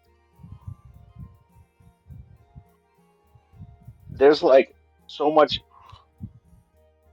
evil potential stored in there, but I don't see a need to kill them at this point. Like, I don't see that it would do any benefit. Like, it would, yeah. I think you're right. Sorry, I didn't mean to cut you off. I was just saying I think you're right. And you have you have Katage and Kiwako / Trixie, and Mm. like they're pretty tame right now, and like we know about Kiwako's True. phylactery, but it seems like Katage probably has a phylactery too, right? That's what I was trying to say. Like, I know Puck's trying to make it sound like she doesn't, but that just makes me more sure that she does. Maybe. Oh yeah, it's there. Now we know the Faka Witch wants them, Yeah. but I don't think it's like urgent kind of wanting them because we said that we would try to help the Faka Witch, and we didn't make promises. I But agree. I think we just like find a nice safe place for Trixie at this point Uh, and let them like sit and surround them by some kind of goodness and hope that it like permeates and know that it probably won't, but like it's the Star Wars like killing me will only make me stronger. you know what? I'm 100% with you. I'm sorry, I've really bad dry mouth. No, I'm 100% with that. That's kind of what I was trying to suss out at the end. Was just like, I don't really like, if we can just let them go, and they'll be fine. Like, I don't see a need to like keep the temple sealed. Like, we can go find a sage. Like, we could consider this done very easily. Just as long as we like. I mean, if you can like correct me if I'm wrong, Puck, but does she still have to like, is she gonna kill people if we let her go? Like, is that just how that has to work, or is it like she can just eat or something? Like, what's the like? Kiwako specifically? No, assuming we just say like to Kiwako and Trixie, assumingly acting as basically the same entity since they have the one physical form more or less. It's like, yeah, can we just be like, all right, you know what? Like, look, you paid your dues, get the fuck out of here. Well, I mean, you could absolutely do that, but I mean, although I acknowledge, that Kiwako is an evil aligned being, completely Doesn't separate mean she's from gonna that. do. Sorry. Well, completely separate from that, she is just like anything else in the world. She needs to feed. Yeah. So she's gonna like eat people and stuff, right? That's how that works still. Or is the Sarya's phylactery like enough right now? Like, I guess that's what I'm trying to ask. Well, Sarya was enough to sate her appetite, but also keep in mind that I was very specific in the fact that stating that Kiwako consumes energy. Ah, okay. So to think that Kiwako is going to go on like a rampage, like tearing people and murdering, and like you're just going to find like dead bodies piled up and torn asunder, like that definitely won't be the point or the case. Okay. But her consumption is life energy. Okay. So there is a future that does not mean she's gonna go around murdering people. But people might die. Yeah, murdering is not the intent, but also, and keep in mind very carefully what I say. Her method of necessary consumption is life energy. Yeah. So that's the thing. Is like we're essentially letting loose a dangerous vampire. So literally, like that's kind of the unfortunate thing. Is like More like a vampire that doesn't realize it's sucking. It doesn't actively suck blood, but blood just is drawn into it. Yeah. No. I mean. Maybe we can think about what we can do with Kiwako, and if there's anything we could tie Kiwako up to How and let the aliens take Kiwako up into space, and that might Hell kill two yeah. birds with one stone. I feel that. I will teleport her into the sun. No, honestly, man, I think I'm honestly with you on this. Where it's like, I tend to like, I don't know. I know it doesn't sound like it because this is just a very difficult situation. But I usually try to avoid the violence. So like, yeah, I mean, I'm with you. I would like this to end with as little blood as possible. So, I just I almost wonder if we could find a way to like tame her. I'll try to think of stuff, like I said, because I know you have to go. But no, I appreciate your thoughts. Definitely, I will I'll try to put my brain to thinking of like a way to contain this, and yeah, yeah. Honestly, maybe if you have any ideas, we could hash it out or something one of these days, if you want. Okay. Because like you have a lot of valid points, and I know you think about this stuff logically, so especially with 20 int and shit. So, so yeah, it would be it'd be good to hear anything else you have in mind and any strategies like because especially after the long rest, because I feel like, sorry, I don't mean to drone on. I know you gotta go. I'll just say Yeah. we'll sort it All out. right. Okay. So you know what? Yeah. You know what? Perfect time for cutting it here. I Thanks for your time, appreciate everything. Stefan, you got to go. Completely understand. Thank you for your time. Thank you for everything. It's been a great Thank you for your session. time, Stefan.